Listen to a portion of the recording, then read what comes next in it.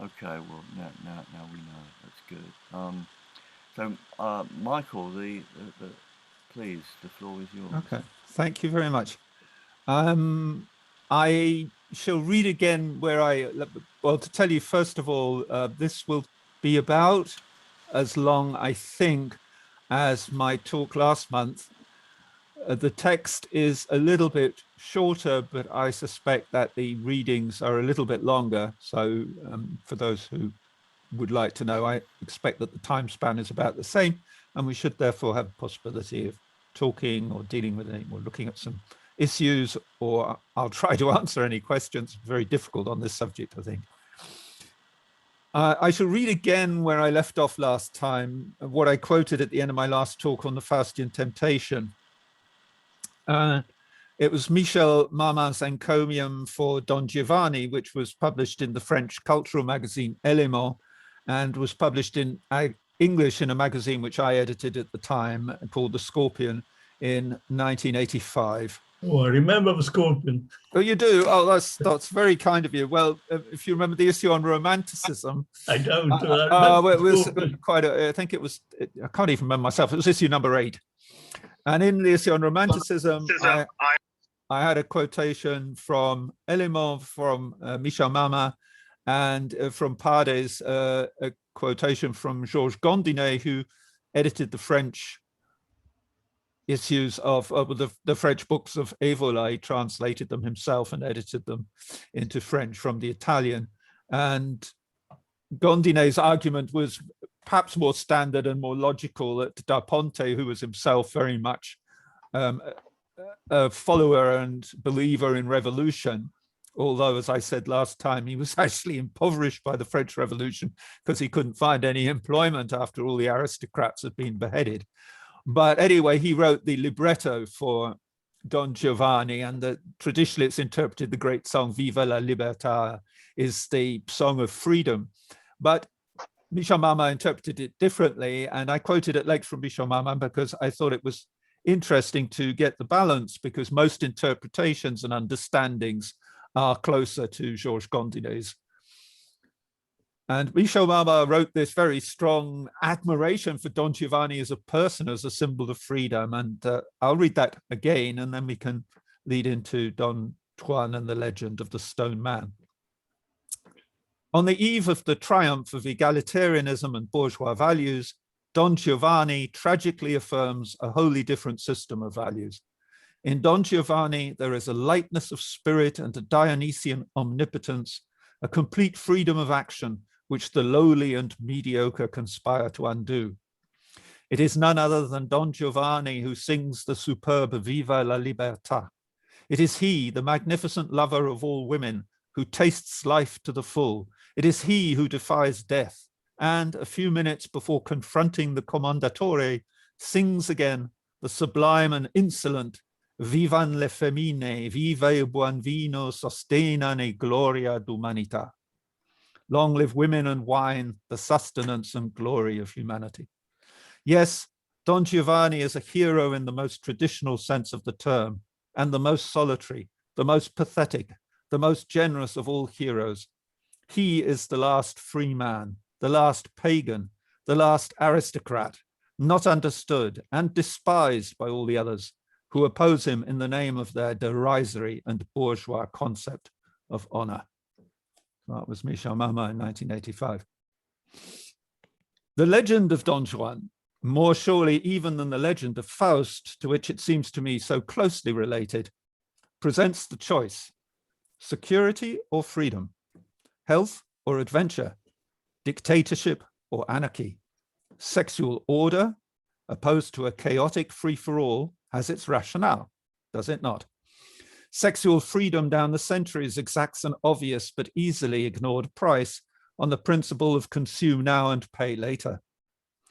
In an entertaining short autobiography come novel of Leporello by the late writer Jean Dutour, which I read since the last Soteria talk, Don Giovanni's factotum reminds the reader that Don Giovanni spent as much time being treated for and recovering from what the writer coyly refers to as the gifts of Venus, as he does in the pursuit and enjoyment of his many conquests.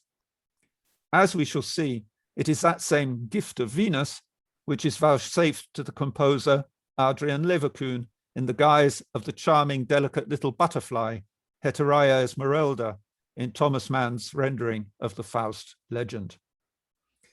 I have already pointed to the end of Faust. What of the end of Don Juan?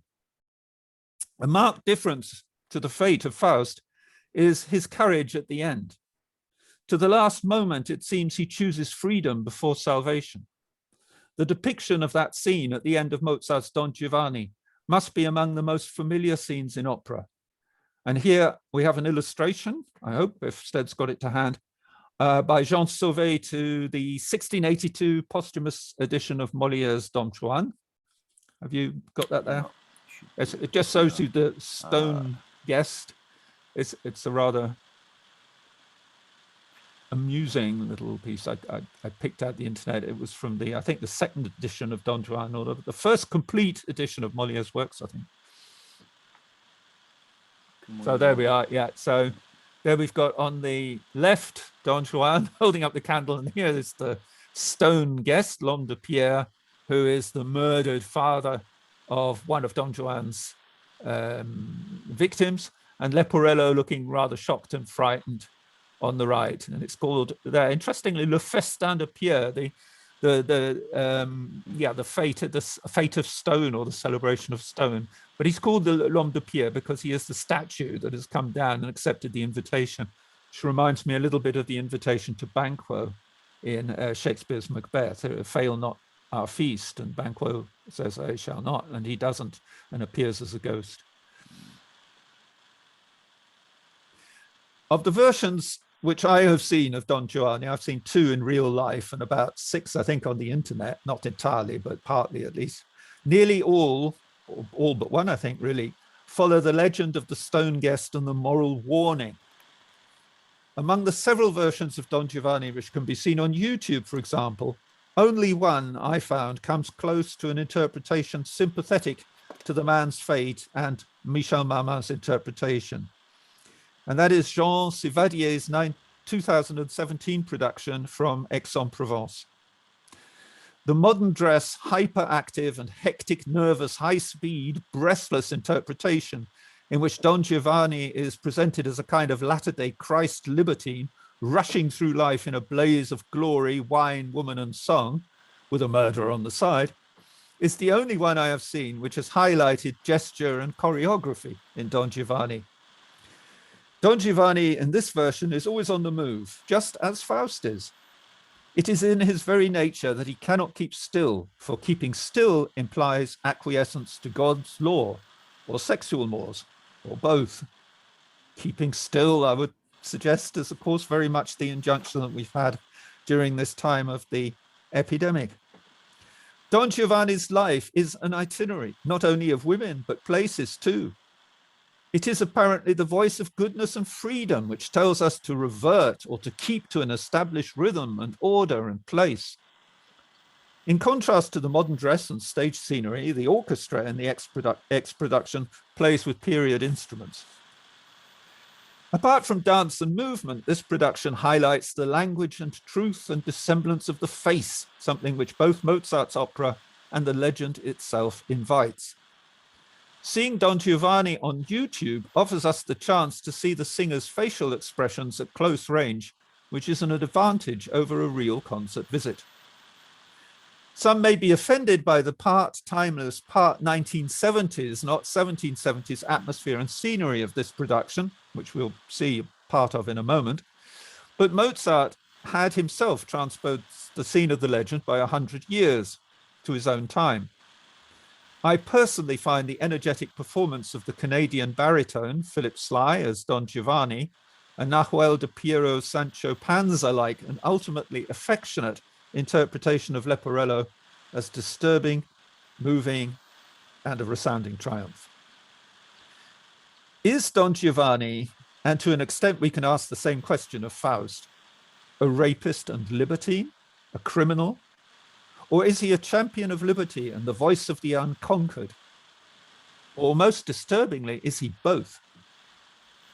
A toto di vilate tacciato mai sarò, he cries, as the uomo di Sasso comes forward to claim him.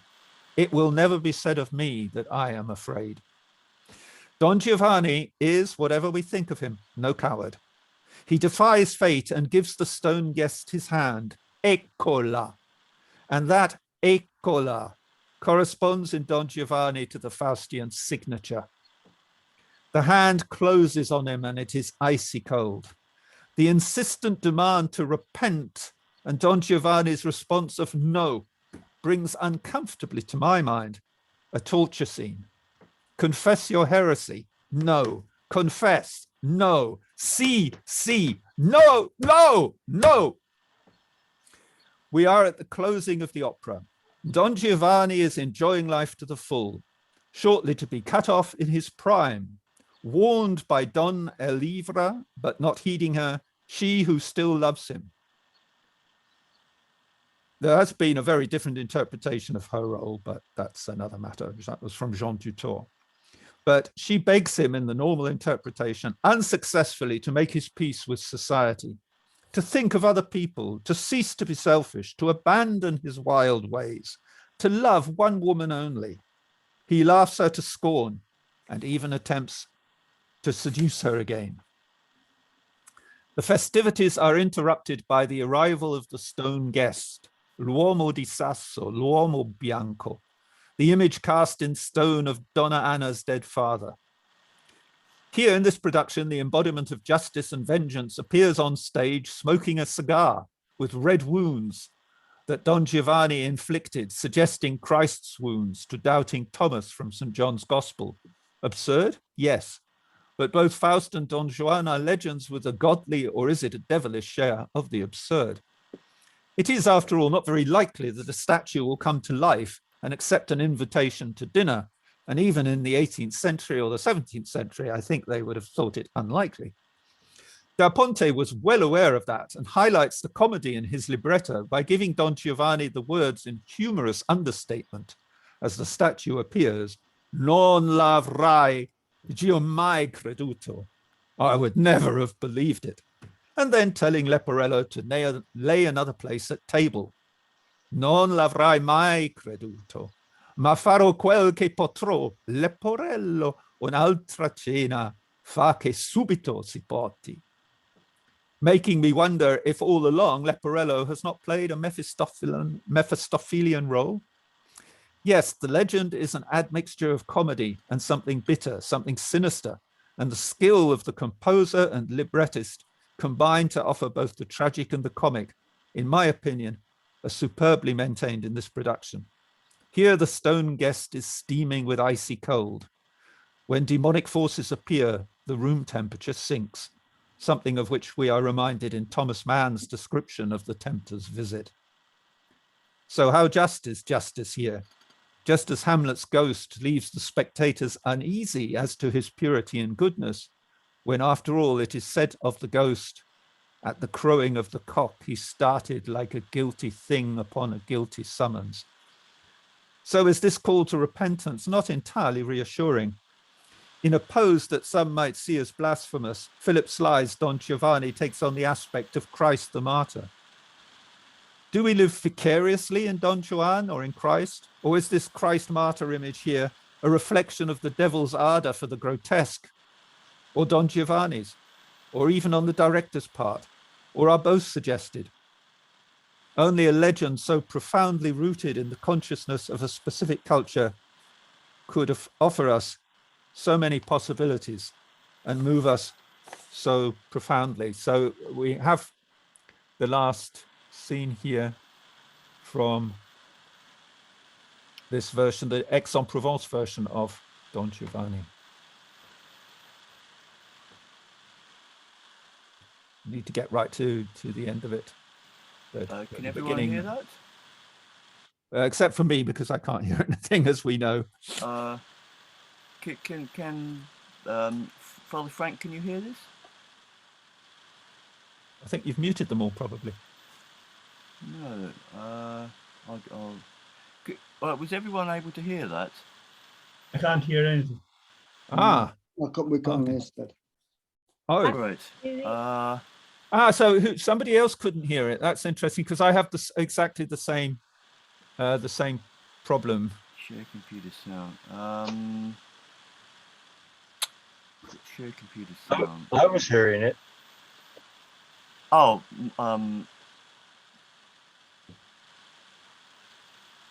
Mick, can you hear this?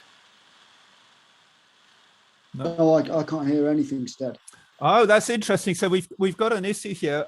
Well, people who'd like to hear it, perhaps I should just give them can they go to YouTube? Because it would pity if you can't hear it. Yes. It's obviously an update. This is something that I had last time with a blot. It's obviously some kind of an update, and some people. I met someone in a context with teaching, and he couldn't hear a YouTube video. So this is obviously something that we've all got to find out from the webinar service, I think. I can give, if people would like to hear, I think it is really worth watching and listening to. Can probably put the link in chat, might be the easiest. Yeah, you can put that in chat. Michael from London, you were able to hear that, were you? Yes. I mean, there was music. I mean, he hadn't started singing. No, but you could hear something. Yeah. Oh, yes. Beautifully. That's extraordinary, really, isn't it? Could anyone else hear it? Edith, could you hear it? Yes. Good. Okay. I couldn't. Stefan? I couldn't. No. Very interesting, isn't it? I couldn't either. And, okay. So it's this. I'm glad it's not me, because I have I'm paranoid about my inability to do anything technical. But now I hear other people have the same problem. It's obviously something to do with some kind of webinar update that affects some people depending on which version they have. I've had this with WebEx as well, so it's not just one particular system. Is it Britain vis-a-vis the continent? Is everybody else? That's an interesting idea, isn't it? Yeah. Oh, wait a minute. Yes, that could be. Oh no, Mike said he couldn't hear it, so it doesn't work. Yeah. Mayor Ron, I mean, were you able to hear that? No, I couldn't. You couldn't hear it? No. Okay, how strange. Paul? No, I'm further away again, but it might still be reaching me, but I couldn't hear it. You couldn't hear it. Okay, that is it. Mate, I'll just try it again. It may have been. I mean, he hadn't started singing. Maybe it was a bit faint. Let's just try it again.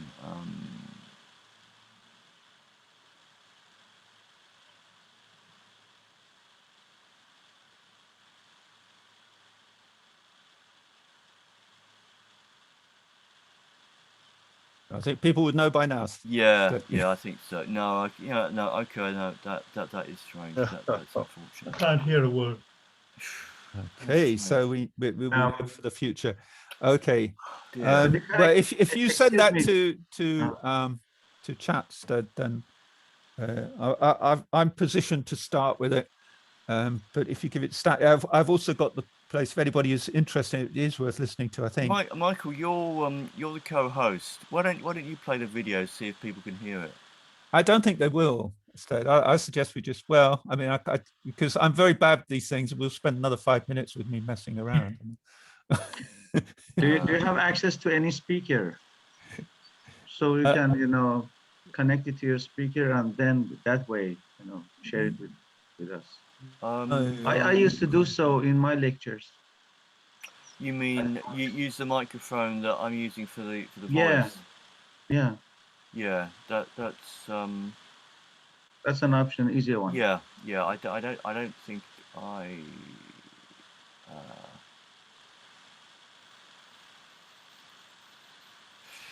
Might do.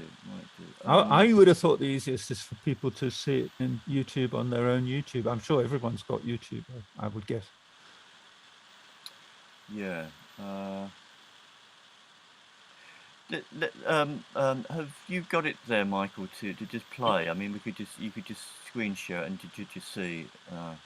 Yeah, I'm a bit against this because I know it's going to take a lot of time. Okay. I'll try it. Okay, I'll try it. So what do I do? I'm going to see if I can find some speakers. That might be an option. Okay.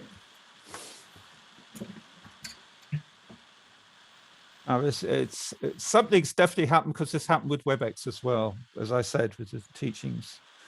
So these technical things are sent to try us, I guess.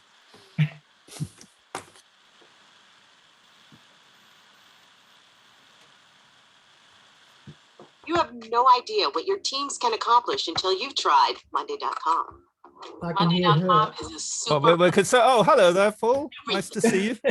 We got a technical issue, as you probably. I don't know how long you've been on. product could meet our needs, but I can certainly hear Monday.com her is so speaking. adaptable. We use it for everything: roadmaps, projections, hiring, product management. Well, yeah.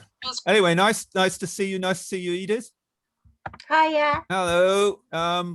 It's interesting. I thought it was just my problem, because last time one of Stead's plots, I couldn't hear the video he showed, but this time I've got about, I think over half the people can't hear the YouTube video. So there's some strange update on these things, and Stead's trying to fix it or try to find a solution. My suggestion is we just all listen to it on YouTube, but anyway. Yeah, so Paul, how are you over there? Nice to see you. Very well indeed, thanks, Michael. It's very, very late there, isn't it? What is it, about 1 in the... No, it's not. It's not, because you've gone on to daylight saving. Oh, so right. It's only 10 to 11 here. Yeah. Oh, right. I thought it was more like midnight or 1 o'clock. No, so it's a good time for me. Good, excellent. Yeah, great. Have you just come on? Out of our 4th lockdown. Yeah, you're really having a hard time over there. I've heard it. I don't like what I hear at all. No, it's very restricting. Yeah. New Zealand or outside?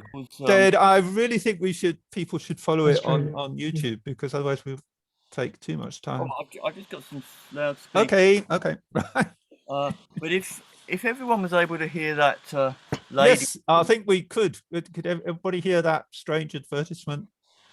Yes. Because that means Certainly. you can probably do it. Okay.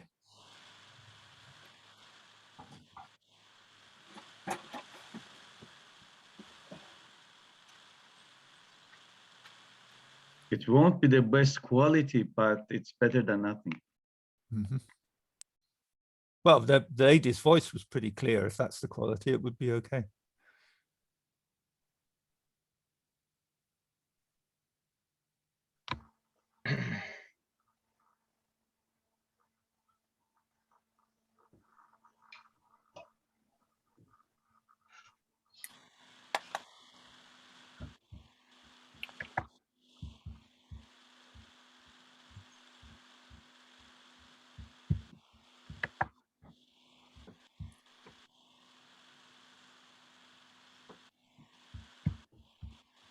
I can't hear anything.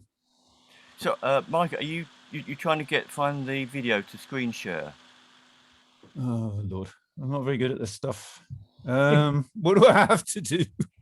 Right, let's okay. Okay, Yes. hang on. I think I know what I have to do. Wait a minute. Yeah, okay. I'll give it a try. Silent. Okay. It's perhaps not quite right. That's a little bit. Yeah, later. yeah. We can see if you take the. Okay. Let's see. Can people hear that?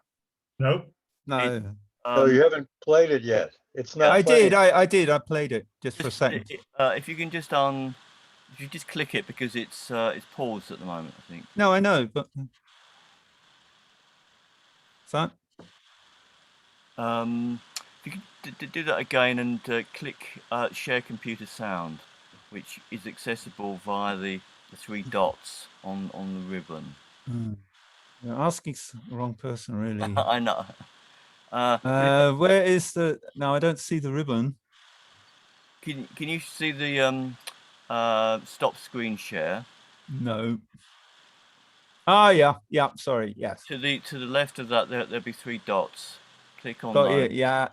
Okay. Yeah. Which one should I get? Oh, tone freigeben, is it? Yeah. Okay, and then I play it. Yeah. Let's see. Okay, let's see. People hear that? Yes. Yes. Yep. Oh, wow. Okay. Okay, well, could everybody hear that? Yeah. Yes. I'll play it. Okay. Yes. Okay, this is just shortly before the final scene. And then we go into the final scene.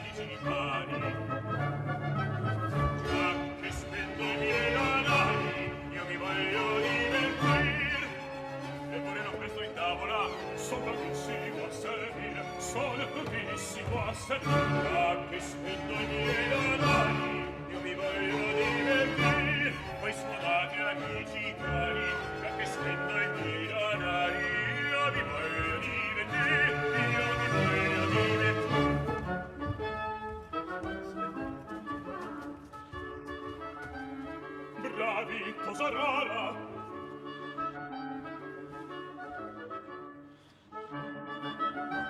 E ti par del bel concerto? Conforme al vostro verbo. Ah, che piatto saporito, ah, che piatto saporito, saporito, saporito.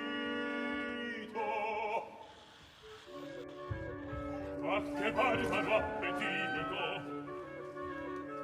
Che boccone vagicante, mi par proprio di svenire, mi par proprio di svenire. Nel vedere i miei bocconi, mi par proprio di svenire, mi par proprio di svenire. Ah, che barbaro appetito, che bocconi da gigante. Nel vedere i miei bocconi, mi par proprio di svenire. Ah, che barbaro appetito, proprio di svenire.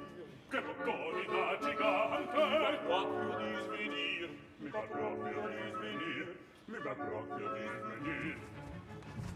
Piatto, servo.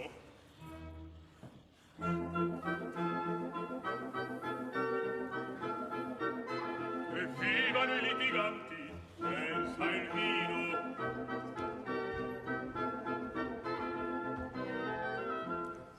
Eccellente margine, questo pezzo di fagiano, piano può impiattir. Sta mangiando quel marrano, fingerò di non capir.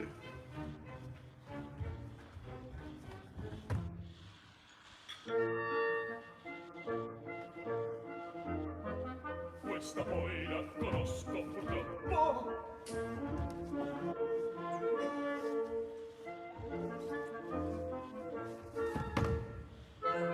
Leporello, oh, con Dio. Parla schietto, un mascalzone. Non mi lascia una flessione. Le parole proferire, le parole proferire.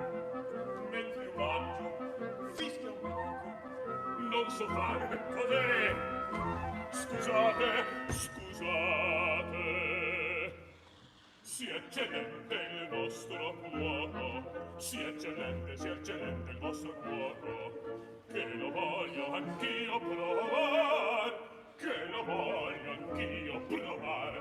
Sia eccellente il cuoco mio, sia eccellente, lo voglio anch'io provar. Avevo prova, che l'amore mio, ancor voler fare con te, io non lamento l'inganni tuoi. Io sento cos'è date non chiede quest'almo presso della sua fede qualche mercè mi maraviglio. Cosa volete? Cosa volete? Se non sapete, non resto qui, non resto qui. Quasi la mia per ridere. Io te da ridere. Cielo che schieri. Che vuoi, mio bene? Brava! Perfido! Brava! Perfido! Lascia che io mangi! Lascia che io mangi! E se ti piace mangia con me!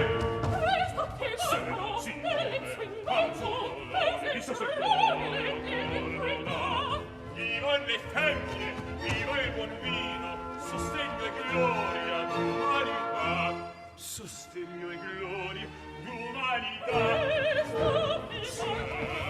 Si femmine, viva il buon vino, viva le femmine, viva il vino, sostegno e gloria d'umanità, sostegno e gloria d'umanità, sostegno e gloria d'umanità, umanità, umanità, sostegno e gloria d'umanità.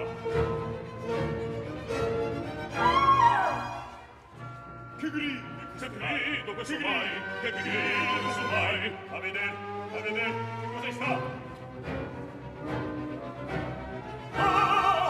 Che grido diavolato, che grido diavolato, che volero, cos'è?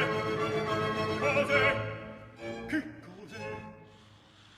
Ah, signor, per carità, non andate fuori di qua, l'uomo di sasso, l'uomo bianco. Ah, padrone, io gelo, io manco, se vedesti che figura, se sentiste come va, da, da, da, da, non capisco niente, da, da, da, da, così, in verità, ah, sentite quel batte, apri, io gelo, apri, apri, batto per togliermi di trigo, ad aprire io stesso andrò, io stesso. Non voglio più veder l'amico che me li nasconderò, nasconderò.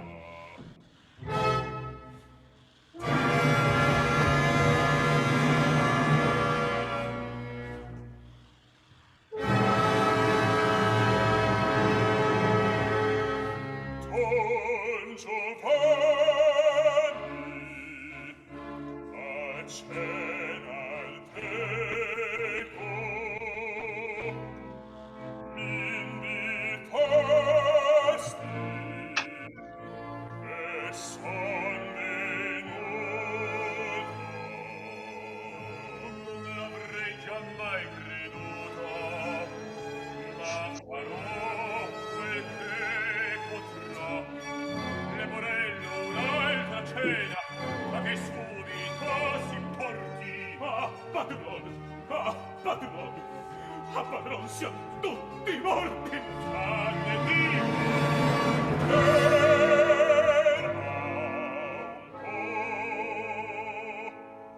Non si pace, dicevo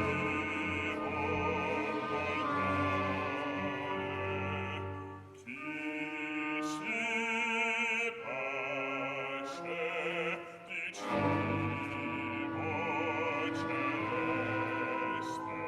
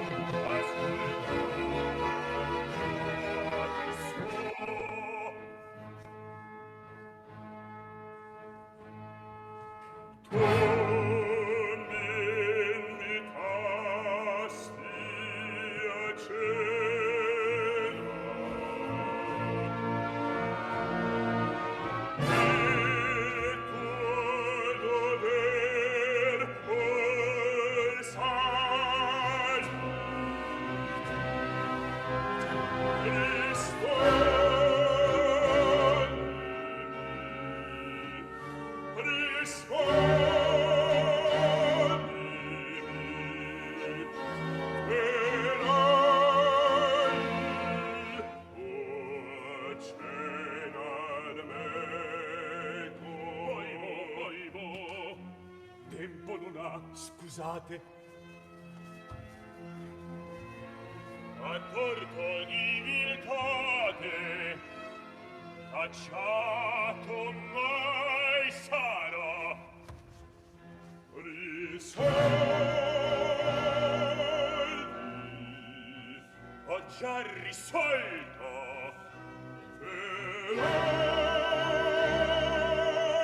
Dite di no, dite di no. O ferma il cuore in petto, non ho timor, verrò.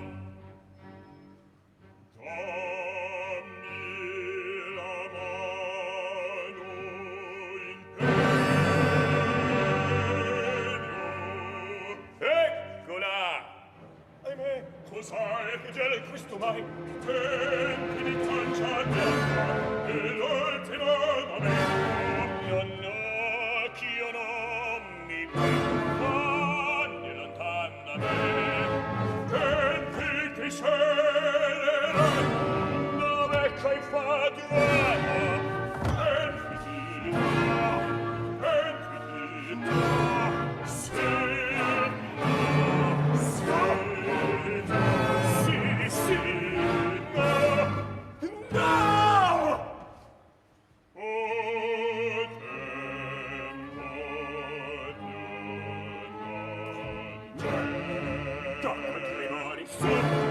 sì, salire di sì, godescono acque di poco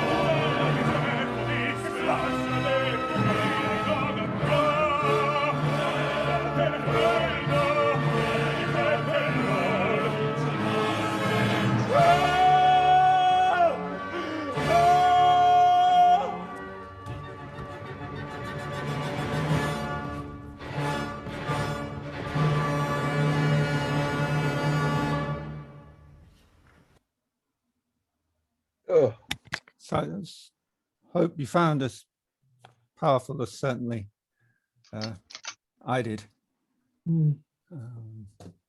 It's, as I say, interpretation, the only one I can find which leans heavily towards Michel Maman's interpretation of Don Giovanni, the hero, rather than the traditional interpretation of Don Giovanni, the justly punished. It does have the additional advantage, that production, that Don Giovanni is believable as an attractive man for women. A lot of the interpretations have Don Giovanni and you think, how on earth?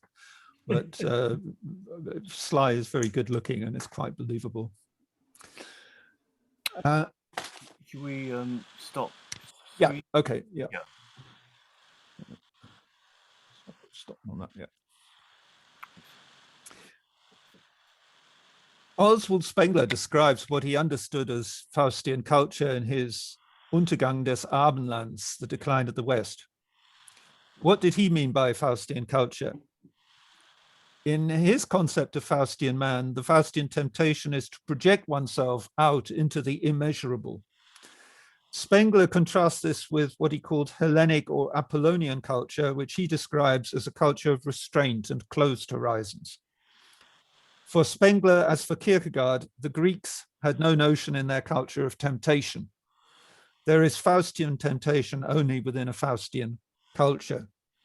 Incidentally, Jean Mabille wrote very much against this in his book published by Copernic, which was the editing house of the French New Right, called Dieu maudit, in which he argued very strongly that the gods of the North and the gods of the South were comparable. That's another debate, perhaps for another day. In Goethe's Faust, too, Mephistopheles declares that he is not at home in the South, and the Southern witches' Sabbath is different to that of the North. Later, Thomas Mann's tempter will rebuke the tempted genius for addressing him first in Italian, che costa, insisting that they should both speak German. Sprich nur Deutsch, es ist meine Lieblingssprache. Spengler contrasts the energy of Northern man with what he called, quote, the languid world feeling of the South. So, he argued, a colonial culture is only aware of a kind of repeating present, not a progression, whereas the Faustian culture, which often enough bids time cease, remember Faustus in Marlowe, midnight cease, midnight never come, time cease and midnight never come. Fair nature's eye, rise, rise again and make perpetual day. So that he believes that time does not recur, but progresses. A belief in reincarnation is contradictory to the Faustian worldview and absent from it. Faust the Greybeard seeks to regain youth and retrieve opportunities lost. A young Faust flies south and is confronted with the temptation of the South and beauty, embodied for Goethe and for Marlowe in the figure of Helen of Troy. Helen of Troy is, of course, an illusion. The classical illusion is a projection of our own ideals, but does not embody a real person. Beauty of the idealized kind is an illusion for an old man, and maybe a perilous one. So it is for Faust, and so it is for Aschenbach in Der Tod in Venedig, where the boy Tadzio, in the form of the Greek god Hermes, leads Aschenbach into the underworld of death. Thomas Mann's Dr. Faustus is a monumental 20th century romance recounting again the tale of Faust in the 20th century, which divests itself of Goethe's pantheistic optimism and instead wails in the place of salvation's cheer, with broken love in lament for a fallen friend. And the fallen friend is at once Nietzsche, is at once Germany. Mann's Dr. Faust is a wail of agony, desolation, loss, and despair. Yet it is also a classic, a work of numbing literary beauty and grandeur. Mann wrote Dr. Faustus in exile in 1943 at the time that the Allied bombing campaign had really begun in earnest, and the cities of Germany, including Mann's most beloved Munich, in which most of Dr. Faustus takes place, was being bombarded by the British and American air forces in an act which many, including Thomas Mann himself, interpreted as an act of pitiless biblical vengeance. He who sows the whirlwind reaps the storm. That quotation is actually in Dr. Faustus. Dr. Faustus was first published in 1947. It is subtitled The Life of the German Composer Adrian Leverkühn. And the biography opens with the first lines of the second canto of Dante's Inferno, which I thought perhaps did I send you the link for that today? I think I did. I'm not quite sure. Or did I not? Possibly I didn't. Yes. No, I did. Or I didn't. I did. Oh, great. Okay. Have we got any Italian native speaker? I think we have. We have? No? Well, a little bit. I'm Italian. Well, well, there you go. Then would you like to... You didn't know, Michael, did you? No, I sort of vaguely was aware that you had Italian jelly sounded Italian. Yes. Then do you want me to have a go? Yeah, have a go. Absolutely. Yeah. The Italian part. The Italian part. Yes. Okay. Lo giorno se ne andava e l'aereo bruno toglieva gli animali che sono in terra dalle fatiche loro e io solo m'apparecchiava a sostenere la guerra sì del cammino e sì delle pietate che ritrarrà la mente che non erra. O muse o alto ingegno ormai aiutate, o mente che scrivesti ciò che io vidi, qui si parrà la tua nobilità. Thank you. Yeah, and somebody perhaps. Well, we haven't got any female roles in the Faustus, so perhaps Edith, would you like to read the English translation? Okay, but I've lost a tooth, so I don't know if I sound okay. Anyway, the day withdrew and the twilight air relieved the earthly beasts of their burden, and just I alone girded myself to continue the struggle of the right way and of sorrow, which the unerring mind will retrace. O Muse, O time-honored genius, help me now. O mind which wrote down what I saw, let your nobility here be manifest. Thank you very much. Yeah, I realize I'm an Italian native speaker of maybe some mistakes in that translation. I take responsibility for that. Anyway, thank you. In his novel come biography, come autobiography of Adrian Leverkuhn, Mann's symphony in written form begins with a modest disclaimer by the biographer. The biographer is Leverkuhn's friend, a respectable doctor of philosophy, Serenus Sightbloom, serene timer flower, who perhaps resembles Thomas Mann's brother Heinrich or Victor, for they lived respectable lives, lives not tempted by what might be called the demonic, whereas their brother was tempted, shall we say, by the intoxication of great deeds and misdemeanors. Adrian Leverkuhn abandons theology to devote himself to musical composition. Abandons theology. That should sound familiar. I have two different translations from the German of Sightbloom's opening words at the beginning of the book. And I've offering them both because I think it serves as a reminder that writing can develop very differently in the hands of different translations. And when we're dealing with the Faust legend, and so much of it has Don Giovanni has so much is in another language, in French or Italian or German, it is well to remember that you can have a very different impression according to the translation. That, of course, is obvious, but it's easy to forget. You pick up a translation and you think, okay, this is a good book or a bad book. And I sometimes see that with people who review books, so it goes to the Nobel Prize for Literature, which has to be in English, and nobody mentions, or they certainly don't highlight the fact that a lot depends on your translator if you're going to receive the Nobel Prize, and is it the translator receiving the prize or not? So here are two translations anyway. Mike, before I screen share, maybe you can see who who's available and to read, perhaps. Yeah. Oh, I see. You mean if I press the arrow, I can see everybody at the. Yeah. Oh, right. A lot of people here. I didn't realize that. Yeah. Gosh. Yeah. Okay. Well, I suppose Paul, would you like to read one of the translations? That would be excellent. And who would like to read the second translation? Well, maybe Michael from Michael York, Michael from London. Sure. The second one. Okay. Well, it doesn't matter. Paul, if you read the first one, and Michael from York, the second one. I'll have to bring it a little bit closer to me. I can increase the size of this a bit. That's okay. I can see it now. Let there be no misapprehension that it be in any way owing to a desire on my part to draw attention to myself. In narrating the life of the ever-living Adrian Leverkuhn in this first and surely provisional biography of that man and musical genius, so dear, so horribly afflicted, raised high and cast down, that I begin with a few words about my person and my involvement. I do so only because I work on the assumption that the reader, I should better say the future reader, since for the time being there is not the remotest chance that my work will see the light of day, unless it be that by some miracle it succeeds in slipping out of our encircled fortress Europe, to breathe to those outside an inkling of the secrets of our loneliness.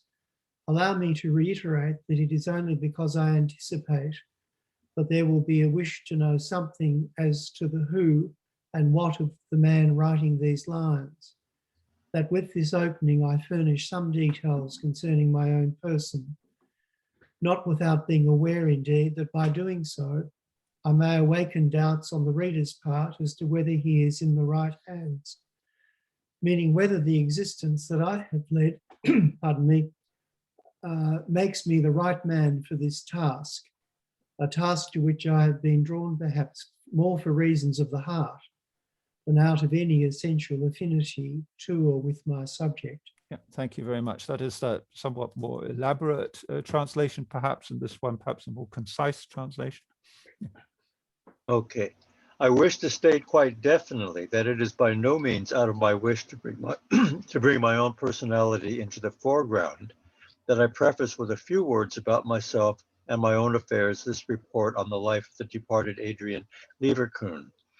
What I here set down is the first and assuredly very premature biography of that beloved fellow creature and musician of genius, so afflicted by fate, lifted up so high, only to be so frightfully cast down.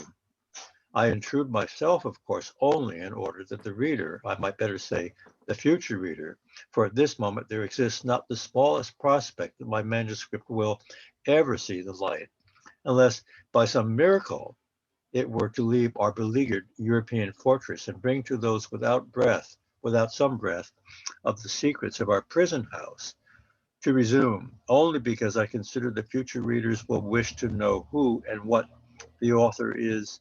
Do I preface these disclosures with a few notes about myself? Indeed, my mind misgives me that I shall only be awakening the reader's doubt whether he is in the right hands, whether, I mean, my whole existence does not disqualify me for a task dictated by my heart rather than by any true competence for the work. Yes, thank you very much. So there you have it. Two translations, I think. Yeah. I very much prefer the second. Did anyone prefer the first? We're going to have a. It was more colorful. The first was more colorful. I think, yeah, the second is more concise and. The second is much more concise. The first is more elaborate. Yeah. Is there, yeah, well, as you've asked that, is there any other sort of opinion about preferences? I didn't like that word fellow creature. Sometimes my experience is that when translating into English is a very rich language, but however, in some areas it is too poor, I find. And when you translate something from a subtle language such as German, Greek, or even Scandinavian, you think that you trivialize it in an impossible way. It sounds like I think the German was Mitmensch. I can't remember what the first translation had. It wasn't fella. It is Thomas Mann, right? Well, first I have to say, is it written by Thomas Mann? Yes. These are two translations from the beginning of Thomas Mann's Doktor Faustus. Yeah.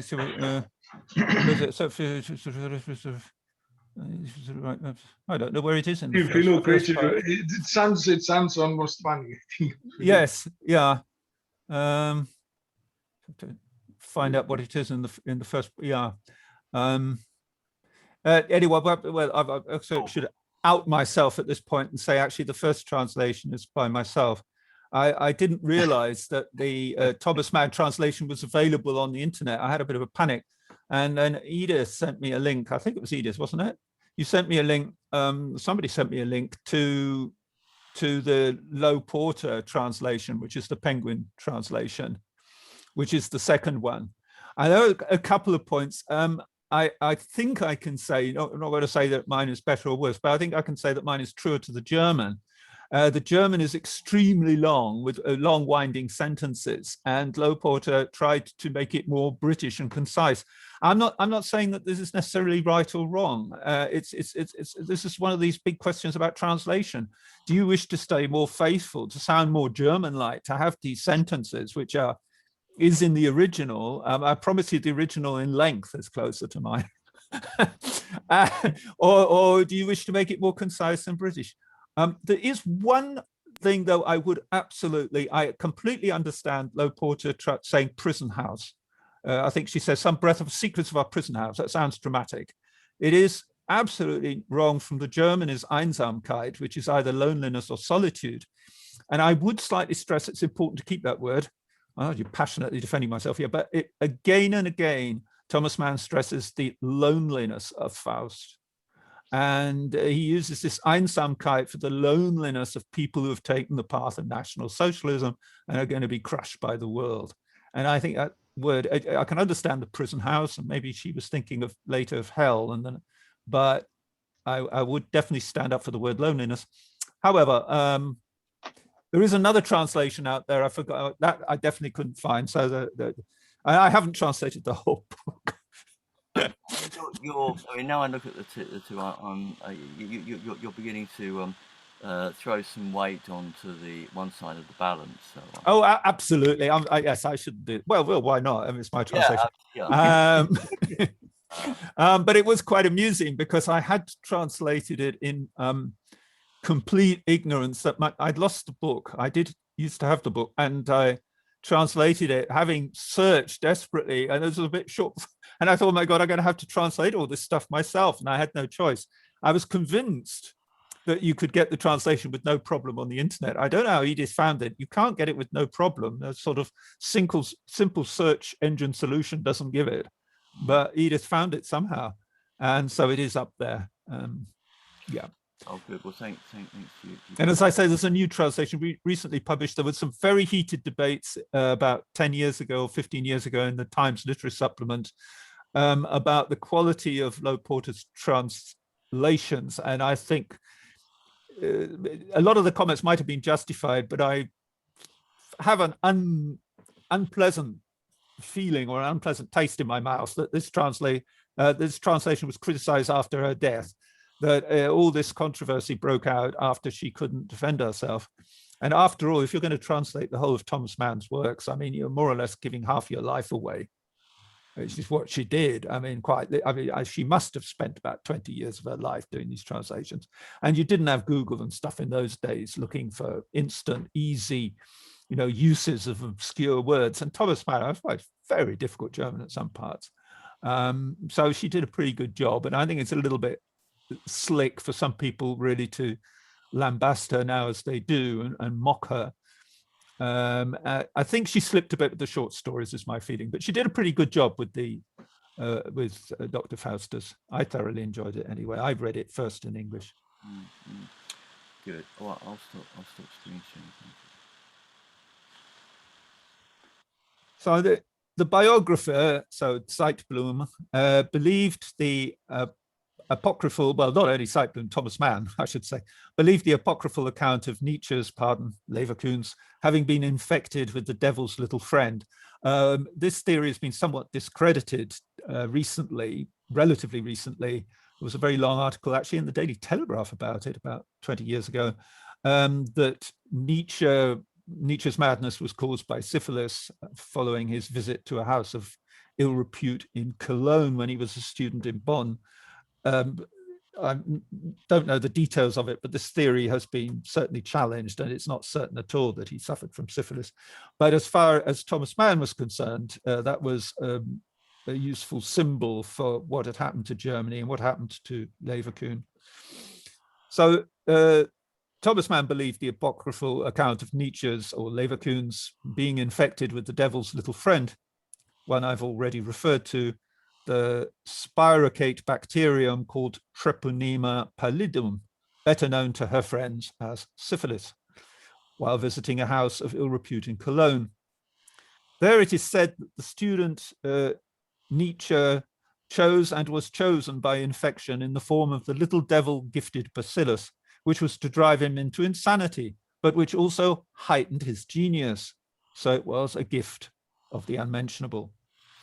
In Adrian Leverkusen's case, he was infused with Treponema pallidum by the New World courtesan, and her name was Heterea Esmeralda, the name given to a glass-winged butterfly, which was among the collection of butterflies shown to the two then children, Adrian and his friend Serenus, by Adrian's father. We have actually a little picture of this butterfly, if you've got that stead. Yeah. It's interesting enough. Joys of the internet, you can even find these things.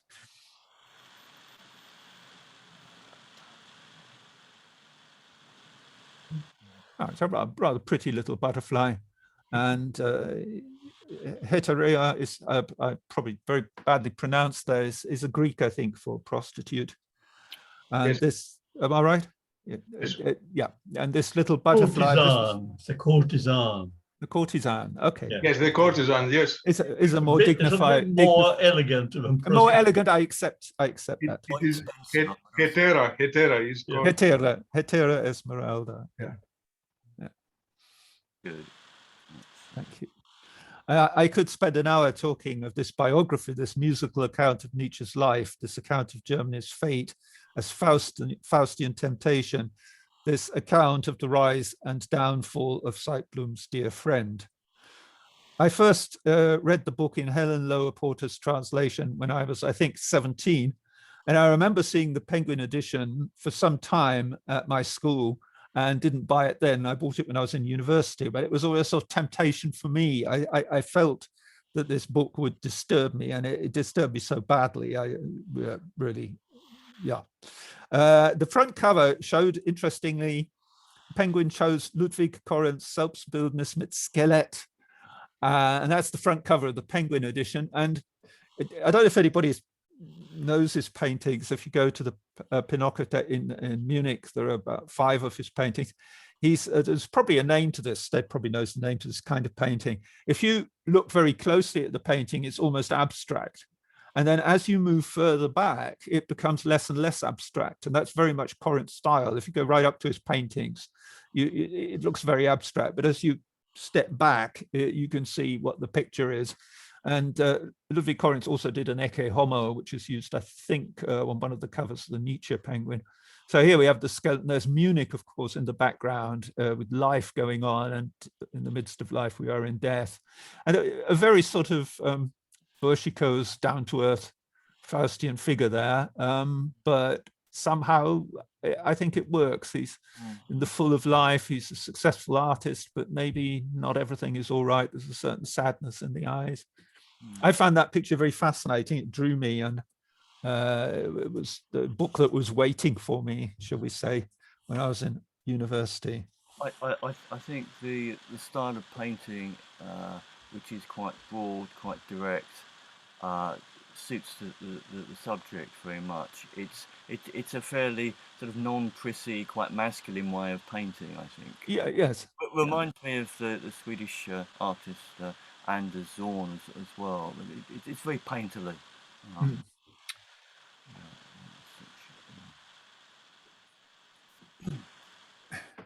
So, interestingly, in the Dr. Faustus by Thomas Mann, the story does not begin with the temptation, and the reader is in anticipation of the temptation, as I was, and as the author is very well aware. And the forbidden one does not appear until nearly halfway through the book. Leverkusen has been under observation for a considerable time, in fact, since the early years of his life. He has rejected theology and he has rejected God. The adversary has made preparations. The little glass-winged devil, sent butterfly, has given him the gift, the Mitgift.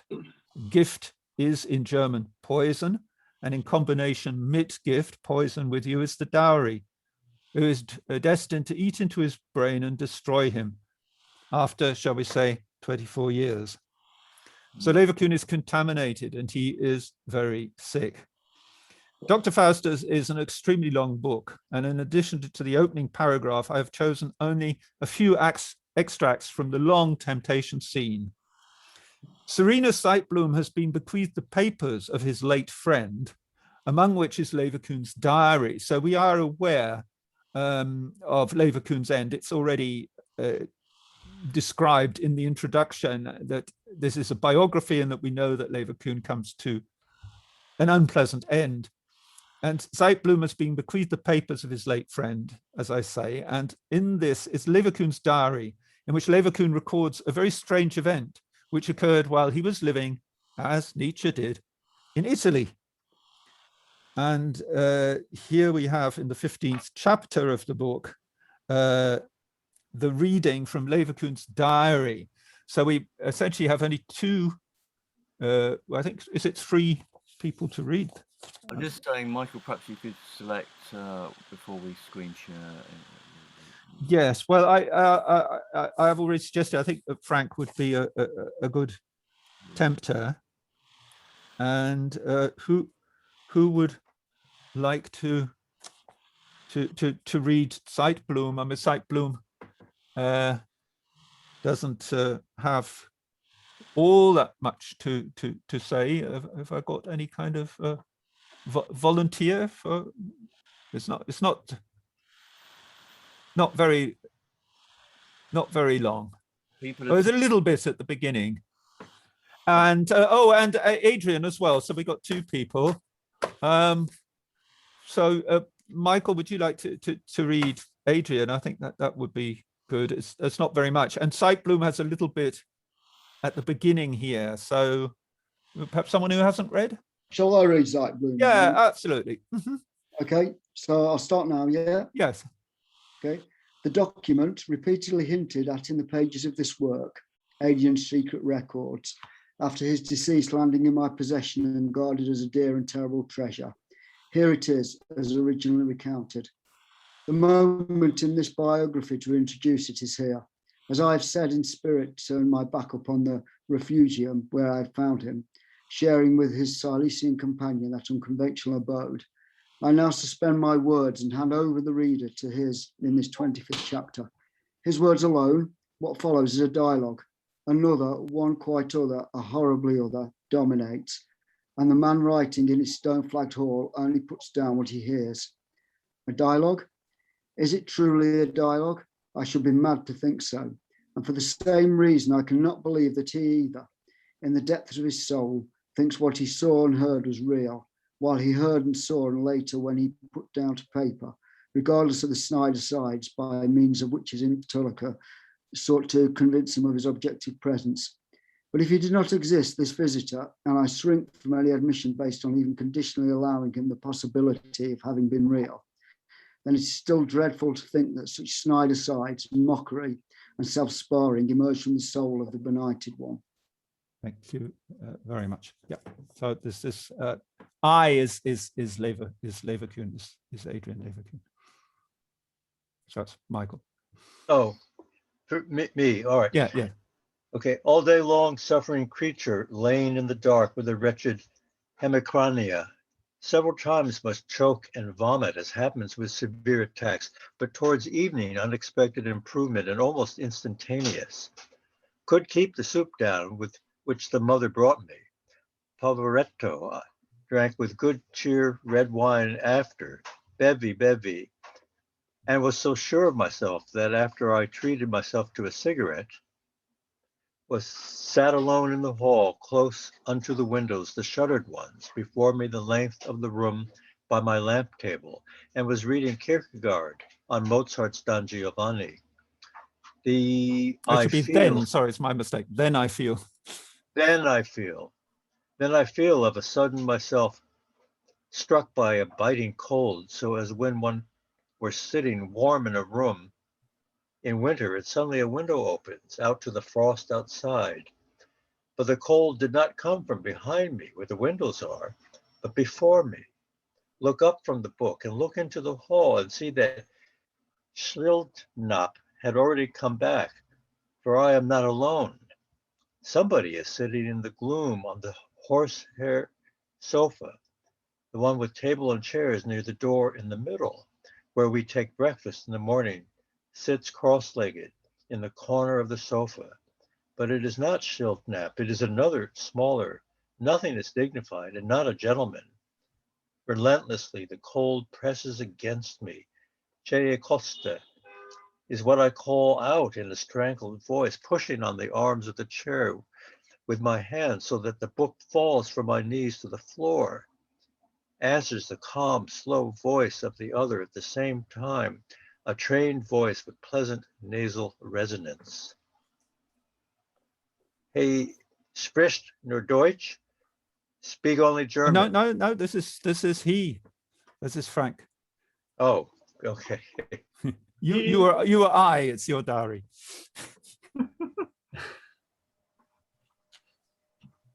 He spricht nur Deutsch. Speak only German.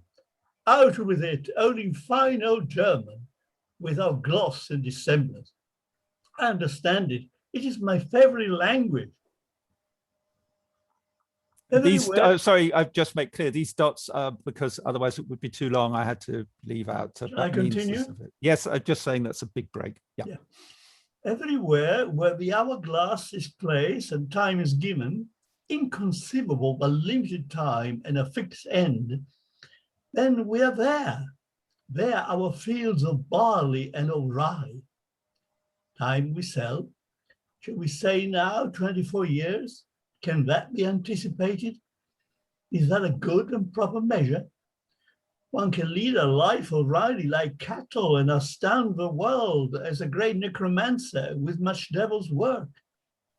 There may be one, but long evermore, forget all lameness, and with great insight rise beyond himself, yet without being foreign to himself, being and remaining oneself, only raised to his natural height by a little Dutch courage, and in drunkenness at his dungeons of every delight savor nearly unbearable infusion of inspiration. So that he more or less rightly is convinced that such inspiration has been unknown for thousands of years, and that he may just about consider himself to be a god in a few choice moments of exuberance. How would such a one trouble himself with the moment when it is time to think of the end? It is just that the end belongs to us. In the end is ours. That must be agreed on and not just tightly accepted, however much it may be otherwise concealed, but explicitly from man to man. So you want to sell me time? Shall I continue? Please. Time, merely time? No, my good friend, mere time is not the devil's merchandise. Then we will not have rightly earned, which is in the end, which is in the end will come to us. I think there is a big dramatic. No, it is. I defend myself. It's really a bit like that. Okay. The punctuation, which is in the end, will come to us. Perhaps there should be an and. Whatever it is, sorry. A kind of time that makes all the difference. Grand time, rapturous time, a devil of a time, take you higher and higher, ever higher, but again, a little miserably, naturally, profoundly miserable. I don't just admit it, I stress it with pride. For it is right and proper, that is the way with an artist's creation and artistic nature, which it is well known at all times, tends to exuberance in both directions. It's quite normally a little liable to step out of line. The pendulum always swings far up and down from exuberance and melancholy, but it's the usual way. In manner of speaking, it's the moderate and civil the manner in which the Nuremberg artists painted gloom compared to what we deliver. For we offer the most extreme in this direction. Euphoria we offer, and insight, experience of freedom from restraint and unchaining, experience of freedom, security, lightness, feelings of power and triumph, so that our man can hardly believe his senses, including, and on top of all that, the colossal admiration for what he has created, so that he can rightly dispense with what is not part of him, the shudder of self-worship. Oh yes, the exquisite dread of oneself, appearing to the world like a blessed voice, a divine monster.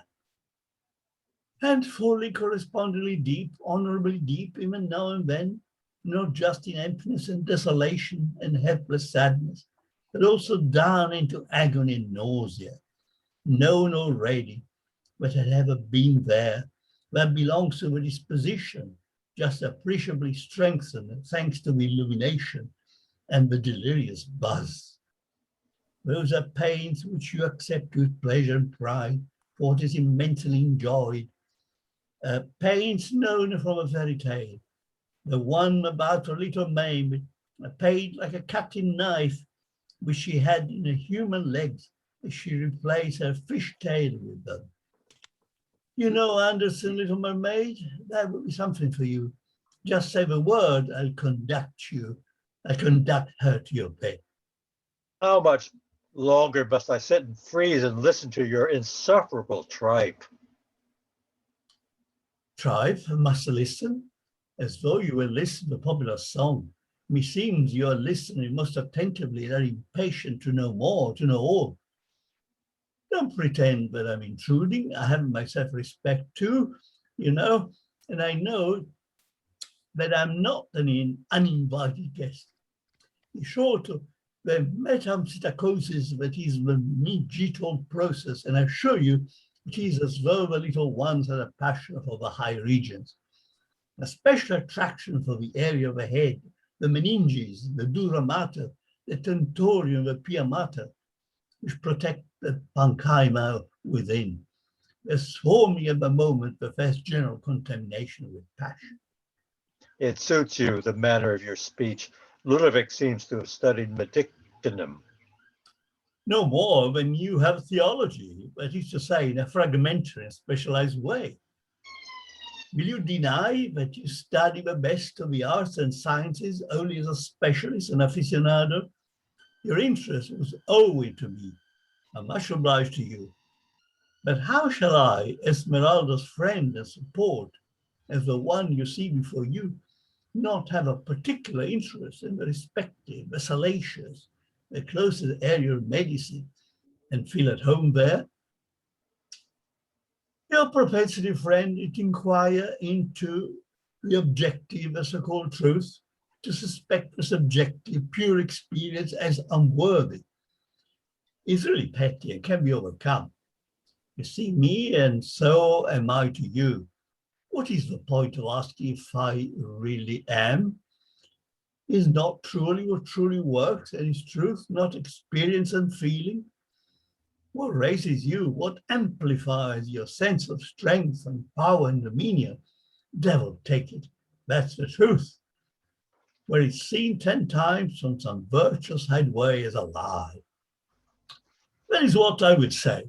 But in a truth with his empowering quality overrides every unsavory virtuous truth. And I would say that creative genius granted sickness, sickness which on its high horse takes obstacle in stride, in a bold trustful springing from crag to crag, is 1,000 times more friend to life than his health, traipsing along with food.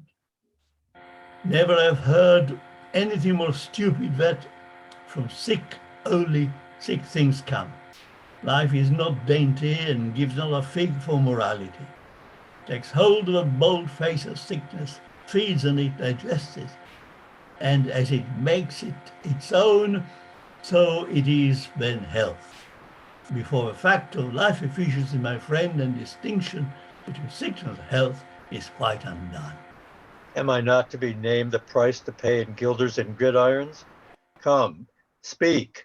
How is life in Bone Rattle House? What awaits those who fall into favor with you in the dell? He laughs high-pitched and squeaking. You see knowledge of pernicious confutatious, do you? Excessive curiosity, learned impudence of youth, I call that. Have so much time, you cannot think it will end. You will experience before then such excitement. You will have other things to do and think about the end.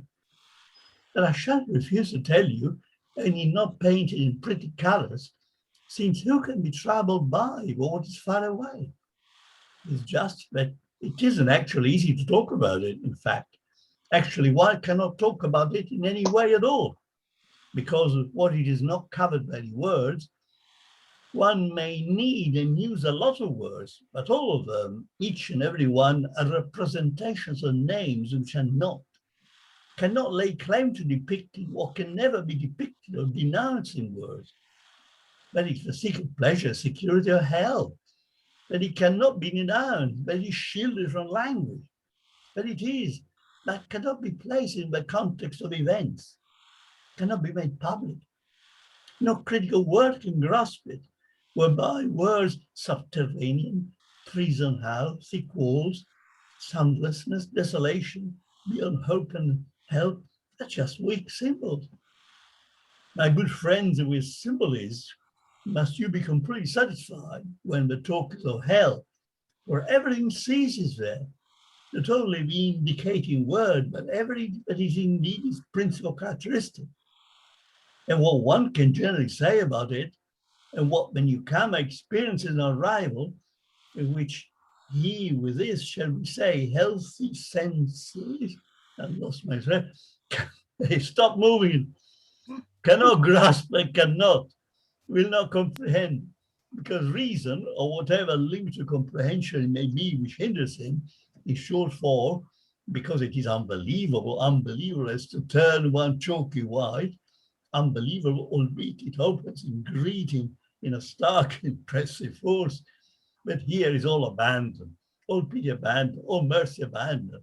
stripped off down to and beyond the last trace of consideration for the beseeching, unbelieving plea. You cannot. You cannot do this to a soul. It is undone. It is done. It happens, and without any talk or being brought to retribution. This in a cellar deep below, some proof to God's hearing, and that forever. It is difficult to talk about it. It is beyond and without the capacity of language. It has nothing to do with talk. It has no relationship, knowing not what time form it is to be used. So the future is chosen. There will be wailing and gnashing of teeth.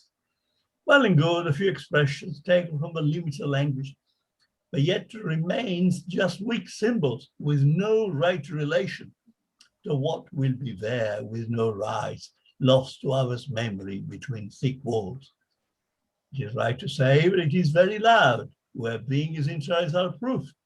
Immeasurably loud here, bursting with chattering and chirruping, groaning, moaning, whinging, whining, yowling, gurgling, clamoring, crouching, and kicking up the shindy, begging and torture fun, so none can make out his own singing, because it is stifled in impervious, thick, infernal jubilation, and woeful shame and degradation, prized out by the unending application of the unbelievable and the unjustified. Thank you very much. That was most impressive. I'm drying up.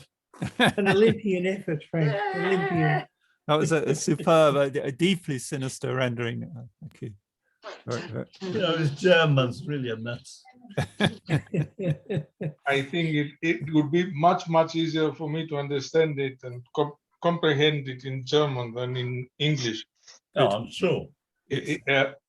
I mean, isn't it, that's a question. Isn't such a text somehow unnatural in English? In what way? I mean, too complex for the English language. I'm not English, of course, I'm Italian. But I mean, the German language with very long sentences is very distinct. Yes, but it's like Old Greek almost. This makes me this confirms what I thought might be a good idea, that when we look at texts in foreign languages, we should perhaps have a split screen with the German. Yes, that's something for the future indeed. Yeah. Well, I find that the text was too small to read, to follow, at least on my computer.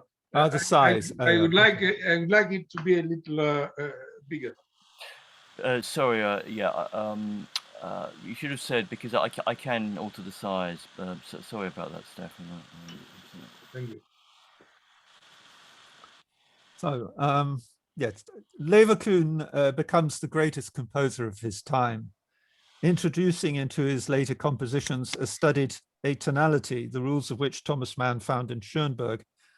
The term atonality describes music that does not conform to the system of tonal hierarchy. It may therefore be seen as decadent. Is modern atonal disharmonious music thus music of the devil's party? A nihilistic end to Western and certainly Faustian culture? It may be so. Then a paradox. Dr. Faustus is not only a biography of Leverkusen, it is an account of the fall of Germany. And those who, by Mann's account of the Faustian Temptation, were hell-driven when defying probability and reason, so that one may indeed wonder if occult forces were not at work to help them, bathed in the intoxication of their unbridled power, as they undoubtedly were, banished as Jewish degeneration the very kind of music of which Adrian Leverkusen in this account is a staggering example. Leverkusen's collapse at the end of his account of his life, which he gives at the end of the book, obviously mirrors Nietzsche's collapse, because he must fulfill his part of the bargain and be taken at the hour of his death to a place unspeakable, is the end of Faust that takes us right back to Marlowe and the Faust legend. Before then, like Nietzsche, upon whose life in so many ways Thomas Mann's biography of Adrian Leverkusen is based, his reason gone, his mind overcome, his reasoning reduced to imbecility, is taken back as helpless as a child to be nursed in his last years by his old mother. Exactly what happened to Nietzsche, incidentally. Leverkusen's last composition is Dr. Fausti Wehklage, Dr. Faustus's Lament. I finish as I began in the first part of this rather long talk, which has gone over 3 sessions now, with the Historia von Dr. Johann Fausten several months ago. And here to conclude the recording of the music, here is Ivor Bitova's remarkable rendering of the 7th and final part of Andre, or is it Alfred Schnittger's Faust Cantate, Seid nüchtern und wachtet, stay sober and keep watch, the text of which is taken from the Historia von Dr. Johann Fausten. This is the kind of music I imagined for and as Leverkusen's last composition, the Wehklage, the complaint, the lament, the cry of pain. You can follow the German text from the original Faust book. I presume we could do that technically, can we? Have the text up and listen to the music at the same time? Sure we can. The text, have you got the text there? Perhaps I didn't put an English translation, but that's not a big problem. Yes, that's the last link. I hope you've got the text. The YouTube. Did I not send it to you? Yeah, no, not the YouTube, but there's also the text. Yes. Or, did I send it? Yeah. Yes. So I should just go through the text first. Right. Let's do that.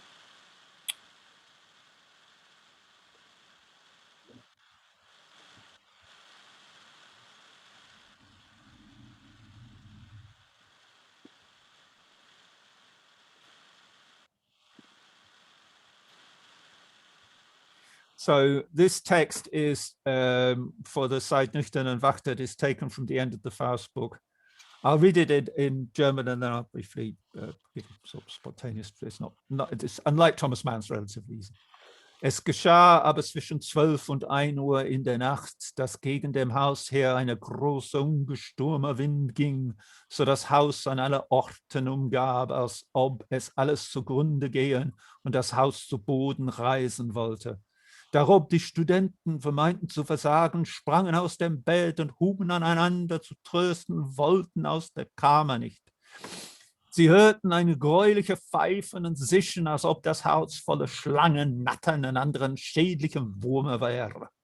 Indem geht Faust die Türe auf, der hub an zu schreien Hilfe und Mordio aber kaum mit halber Stimme. Bald hernach hörte man ihn nicht mehr. Als es Tag war, sind die Studenten in die Stuben gegangen. Sie sahen aber keinen Faust um nichts, denn die Stuben voller Blutes gespritzt. Sein Herrn klebt an der Wand, weil ihn der Teufel von einer Wand zu anderen geschlagen. Es lagen auch seine Augen und etliche Zähne, allda ein greulich und erschreckliches Spektakel.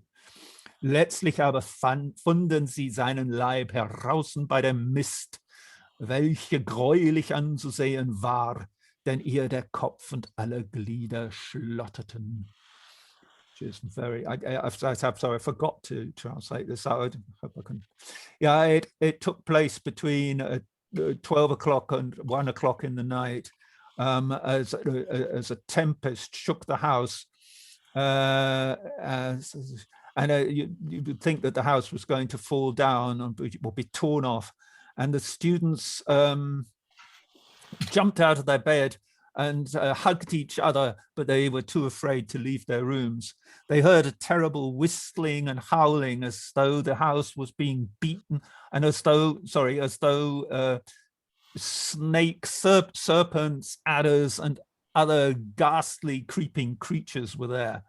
And then the door to Faust's apartment burst open and there came a great cry of help, murder, but nobody responded to his voice. And then when we heard nothing more. And then as it was day, the students went into his room, but they didn't see Faust. They saw nothing, but that the room was full of blood, sprinkled with blood. If you can scroll down a bit. Oh, sorry. That's okay. Yeah, this is quite gruesome. His brains were sticking to the wall where the devil had smashed his brain from side to side. His eyes and all his teeth were lying about. It was a ghastly spectacle. Finally, they found his body on the dunghill. It was a terrible thing to see because his head and all his limbs were hanging in tatters. That was, yeah. Can So you if- enlarge the text a bit? Yeah. Thank you. Fine. Yeah. So, and then we can. I mean, that's Yeah. the end of the translation, isn't it? Yeah. So Yeah, here it is. Here's Eva Bitova's remarkable rendering of the seventh and final part. Oh, I think I've said that, haven't they? Yeah. You can follow the text from the original Faust books, which tells of Faust's fate, a terrible noise heard by students between midnight and 1 in the morning, where they find the body in the morning mangled and blood spattered. The genius who flew, now so horribly overthrown. This is a remarkable piece of music. Will people be able to hear it, or do I have to do something again? It should be okay, should it? Or do I have to share again? I brought speakers after. Oh, okay. Yeah. So we shall see. So if it's not, yeah, let's try this. If not, then you can share it, Mike. Yeah.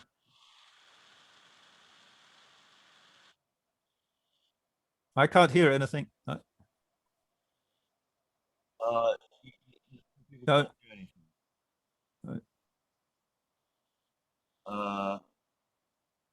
Okay. So several people couldn't hear anything. Right. Yeah. I couldn't hear anything. Okay. Father Frank, could you hear something or not? No, I can't hear anything. Okay. Well, Instead, if you have the speakers, can't we then hear as we hear you speaking?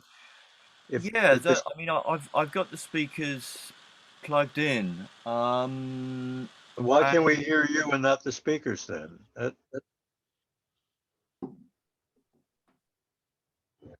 Right. I hear it, but I think most of us can't, I think. I've got the speakers plugged into the headphone socket, so it should work. I don't. Yeah. No, nothing at all. It's interesting. Yeah. Okay. Oh, well, perhaps Mikey, you could put it up. Yeah. So what do I have to do again? I always get this wrong. I think you have to. You're still the co-host. Am I? So yeah, but I don't. Go into your browser and put the The video. thing is, I can't actually see where I can go into my browser because you kind of take over the whole screen. Go to the. I got Option Ansagen. That might be. Yeah. Okay. Bildschirm freigeben. Yeah.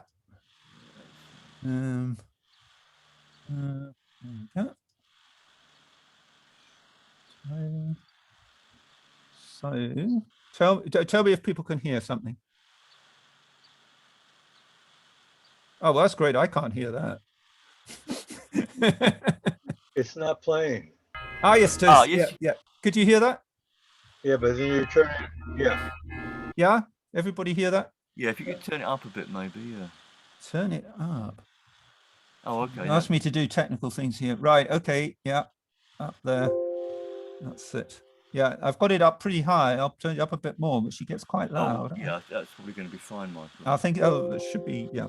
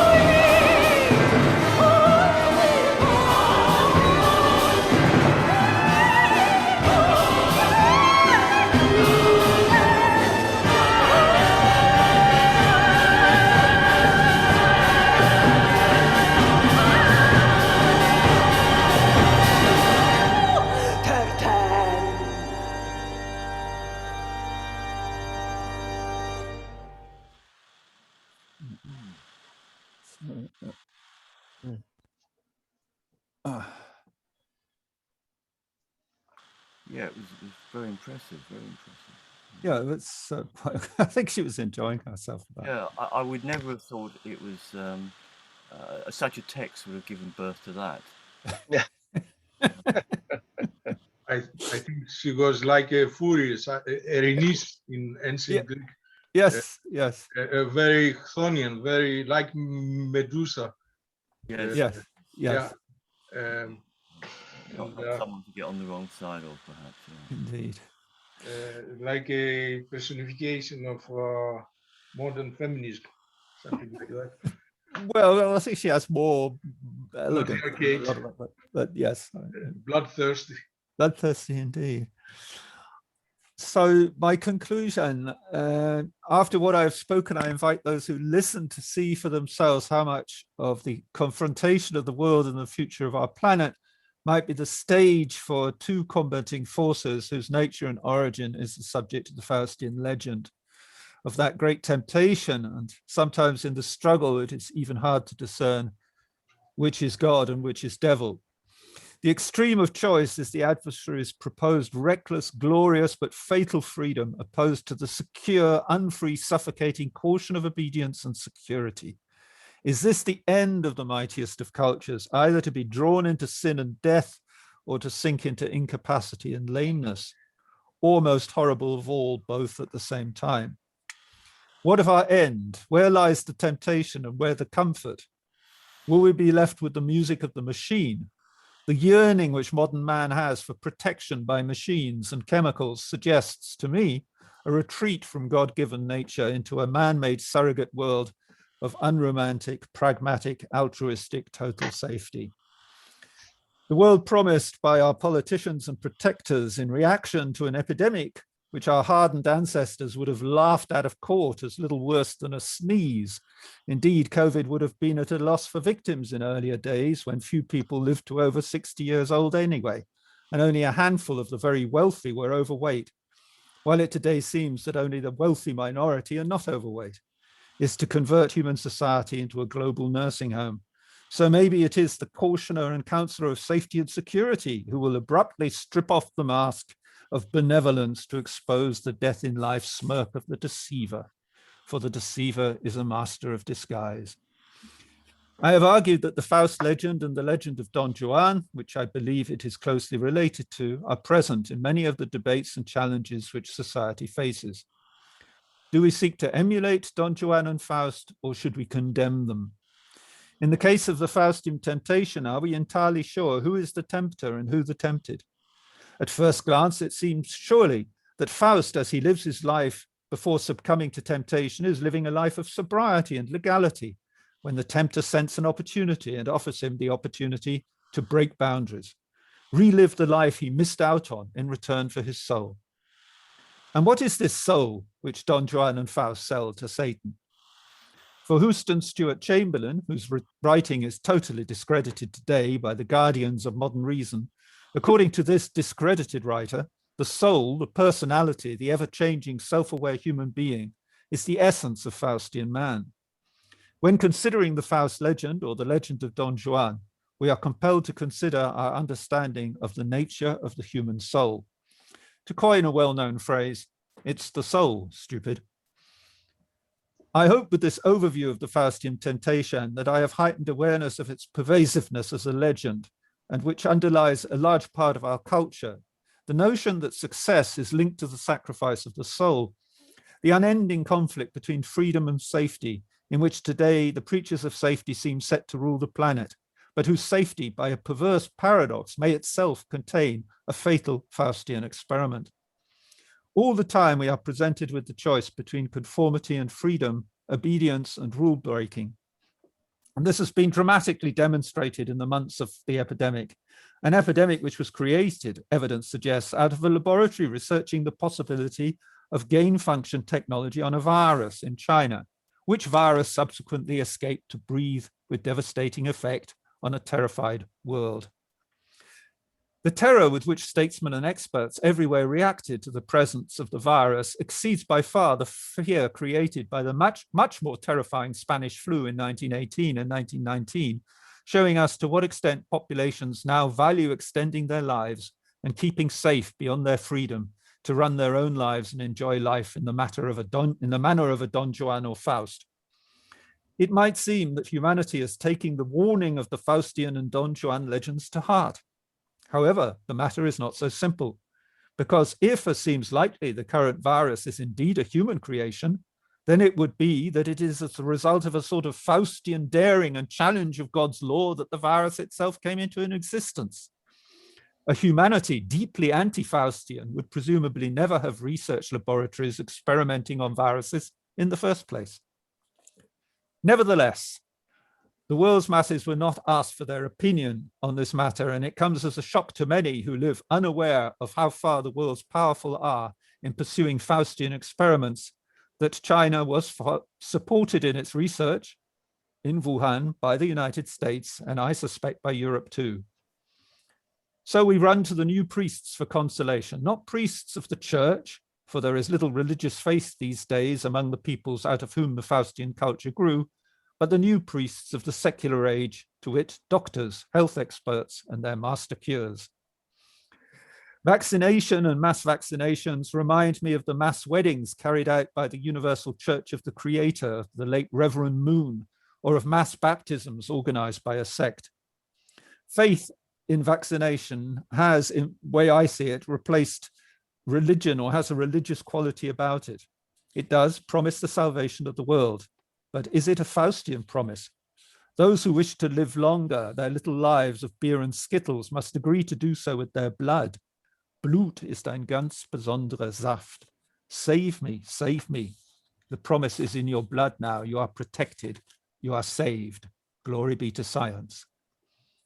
Are heretics champions of freedom, or themselves compromised beings whose hubris has led them to become pig-headed and selfish? Did not Don Juan and Faust bring disaster and even death on others as well as themselves? Struggle too long with demons and you become yourself a demon. Is the quest for more and heightened health and defeating disease taken to the extreme of trying to defy death, not itself Faustian and part of Faustian culture, even though it may paradoxically be seen too as a quest for greater comfort? Suspicions of a Faustian pact are rife among the observers of the absurd and obscene antics of many stars and entertainers, and dark rumors of horrors indulged in by an elite whose intentions many believe are diabolic. The transformation, to take a simple example out of many, of the singer Taylor Swift from sweet country music girl to howling immodest harridan is very suggestive of the transforming power of a Sabbath. The question in that respect is only whether the acts and symbols are displays of allegiance or are mere publicity seeking, sensationalism. The film Rosemary's Baby, itself a retelling of part of the Faustian Temptation, unholy in its conception, if I may dare a pun, itself quasi-blasphemous, is seen by many as a depiction of the contemporary reality of the Faustian temptation. Another interpretation is possible. That is, this is all a dying Christian legend and dying Christian culture that we have before us and will disappear in a growing age of reason. Under this dispensation, there is neither Christ nor devil in the Faustian temptation, only the legends born out of a declining religious superstition. See, Faust was visited by no devils. He died as the result of a chemical experiment he was carrying out around the year 1540, trying to create gold out of base metal. But even in the depths of reason, are we not in the Faustian legend again? For is not this quest to improve on nature itself not succumbing to temptation? In this case, to create gold, to create gold out of base metal, to ceaselessly improve on ourselves and nature until the possibility is the human being himself will no longer be necessary. Will our own creations, Mike and Ash and Alexa, replace us? Remember Mike from the Stepford Wives? Remember Ash from Alien? They were robots. What will become of the human soul when the takeover is complete? Am I right to choose the word when and not if? Will then the adversary not have achieved his end, which is, as Mephistopheles candidly admits, the extirpation of the race of Adam?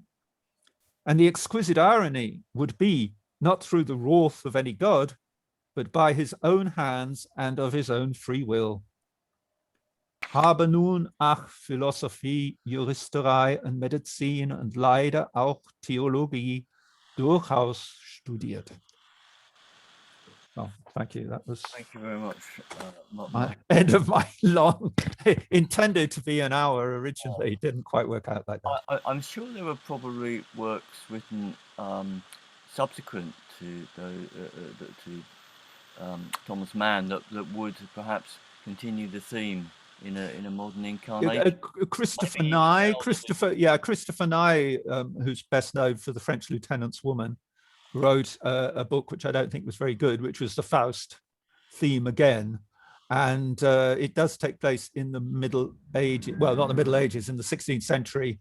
And there is quite an amusing scene where they go into the church in Geneva and hear Calvin preaching.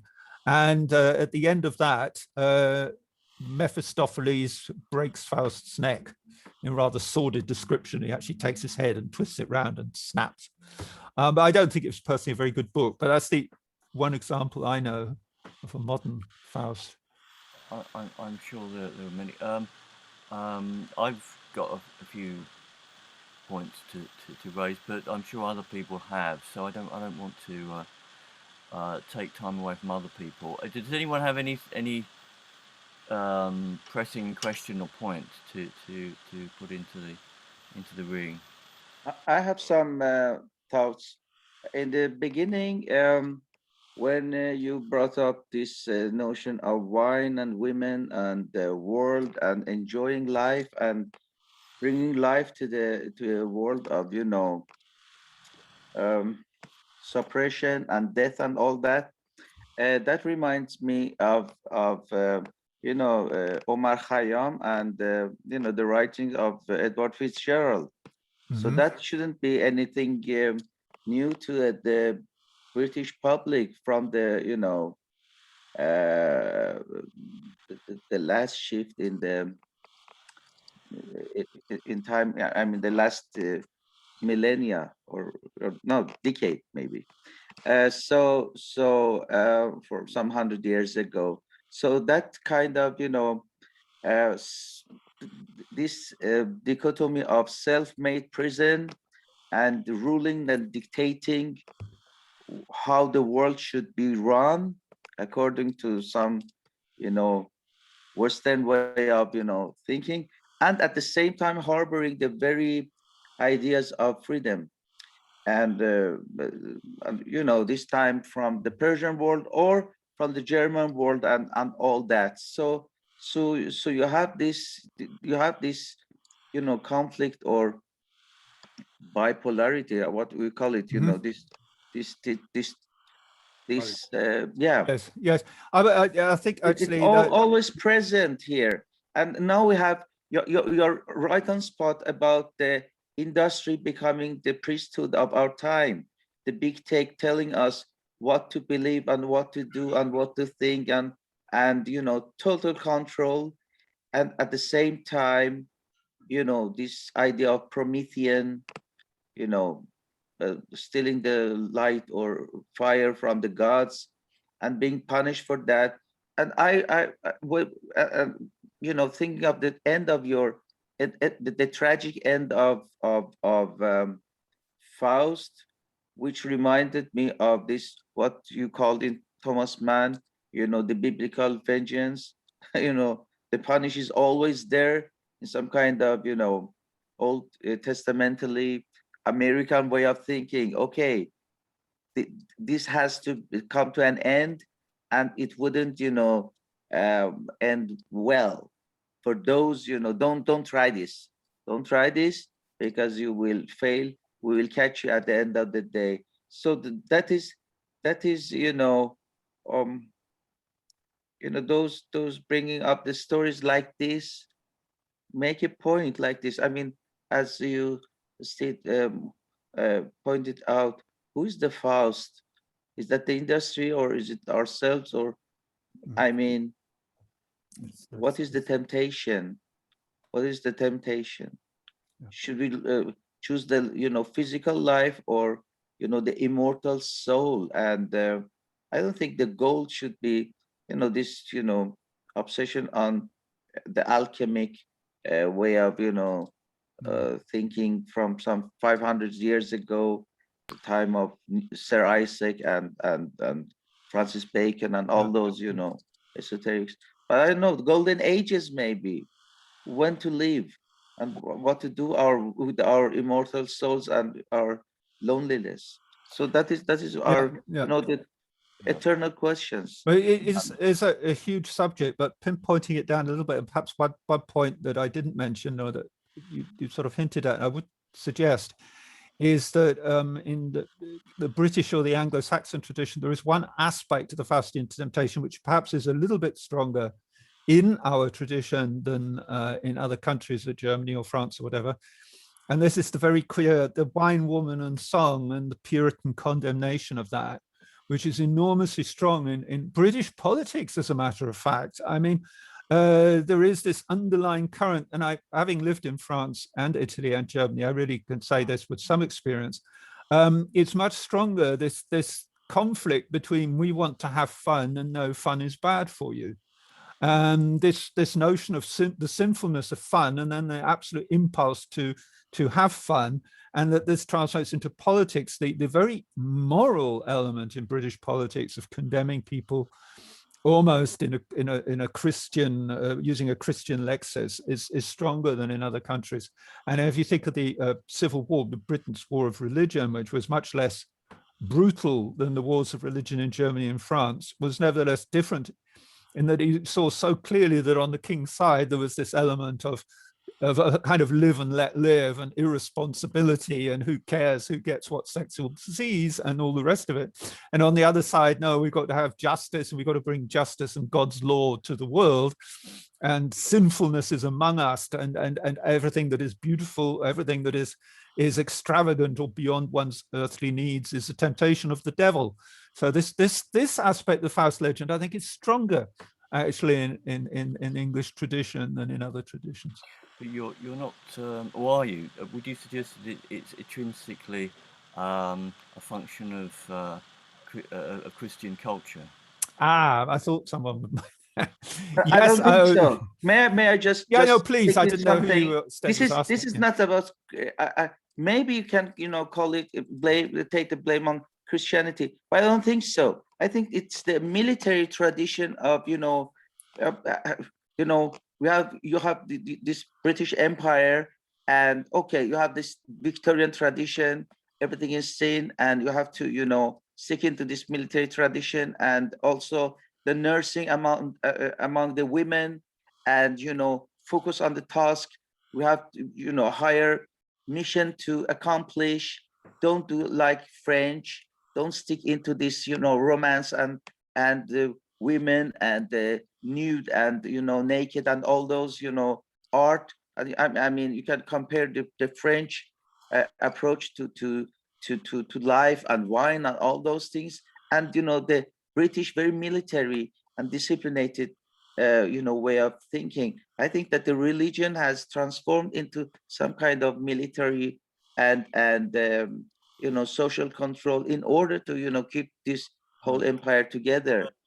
Maybe. Just to have some more voices, Stefan, you raised your hand.